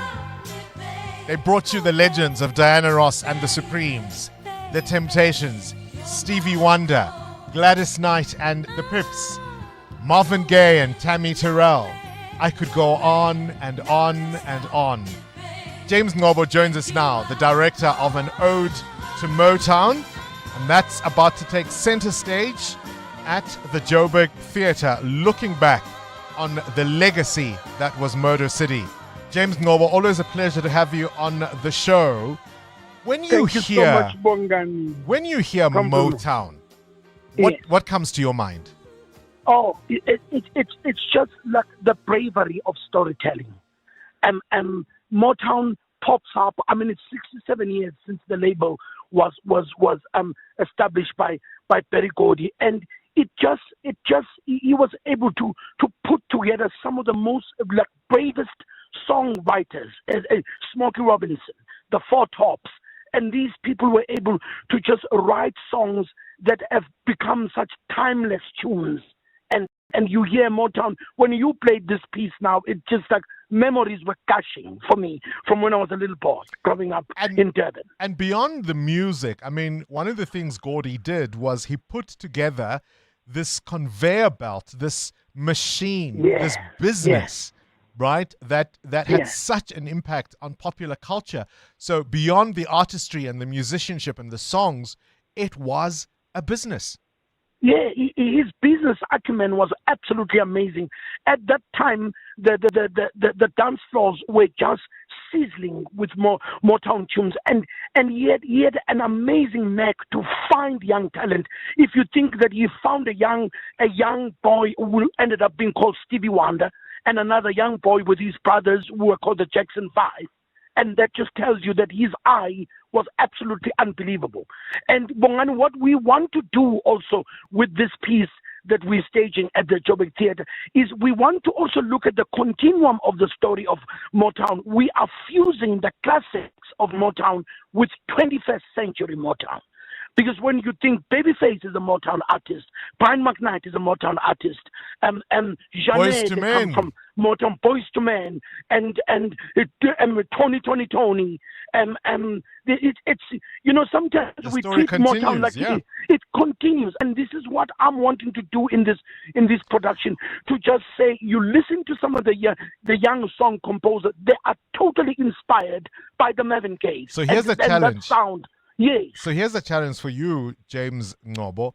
Some of these voices are so distinctive. When you hear Stevie Wonder, you know instantly it's Stevie Wonder. Yeah. When you hear Gladys Knight, you know it's Gladys Knight, and so on. Yeah. How do you find voices that are able to pay tribute to the original singers and artists and yet bring something of their own flavor at the same time?